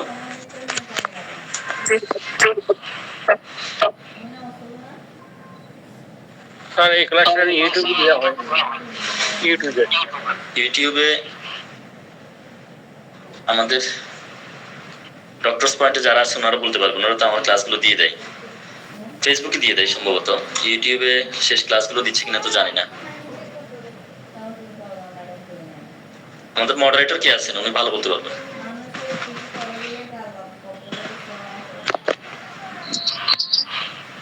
স্যার কিছুদিন দেওয়া হয়েছে স্যার, আমি তো আজকে আসলে রেকর্ডিং করতে পারিনি, আমি এইমাত্র অফিস থেকে বাসায় ঢুকছি, তারপর মনোযোগের সাথে স্যার আপনার ক্লাসটা করার চেষ্টা করছি। সমস্যা নাই, এই সত্যিকার অর্থেই স্যার, সত্যিকার অর্থেই স্যার আপনার ক্লাসটা সত্যিকার অর্থেই অদ্ভুত ছিল স্যার, অনেক সুন্দর লাগছে স্যার, ব্যতিক্রম ধর্মী একটা ক্লাস ছিল। আগেরটা তো স্যার খুব মজা পেয়েছি, আশা করি সবাই খুব সুন্দর ভাবে মনোযোগের সাথে স্যার আপনার ক্লাসটা করছে। এটা স্যার অবশ্যই অবশ্যই আমাদেরকে অনেক দূর আগায় নিয়ে যাবে এই আশা ব্যক্ত করি আমি স্যার। আর স্যার একটা কথা, এই ক্লাসটা আমি রেকর্ড করে ইউটিউবে দিয়ে দিব, আমি সমস্যা নাই, এটা প্রয়োজন, আমি আরেকটা রেকর্ড করবো, আরেকটা ক্লাস অন্য কোনো গ্রুপে হোক নিয়ে হলো রেকর্ড করে আমি দিয়ে দিব, ঠিক আছে? এটা মনে হচ্ছে থাকা দরকার, অলরেডি একটা আছে মনে হয়, একটা আছে আরো, এই ক্লাসগুলো হয়তো প্রথম ক্লাসটা হয়তো রেকর্ডিং আছে আপনাদের, এটা যাবে, আরো একটা গ্রুপে ক্লাসটা নিয়ে ওইটাও যাবে, সমস্যা নাই, পাবেন সবাই। স্যার আমার কলিগ মামুন ভাই আছে, উনি সম্ভবত ক্লাস রেকর্ডিং করছে, ইনশাআল্লাহ স্যার আমরা দিয়ে দিতে পারবো স্যার। দিয়ে দেন। জি ধন্যবাদ স্যার, সমস্যা নেই স্যার, অনেক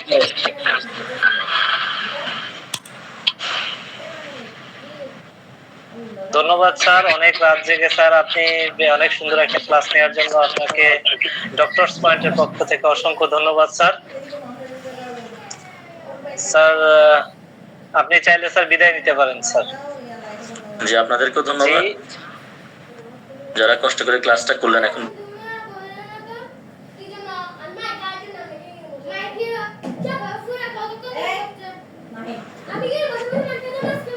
সবাইকে ধন্যবাদ, আসসালামু আলাইকুম স্যার।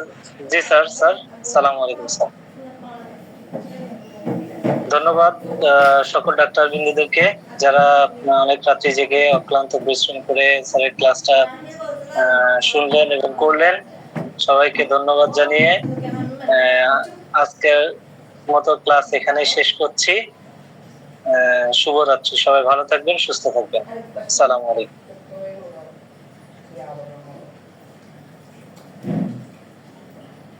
আমার কাছে কষ্টটা থাকবে না।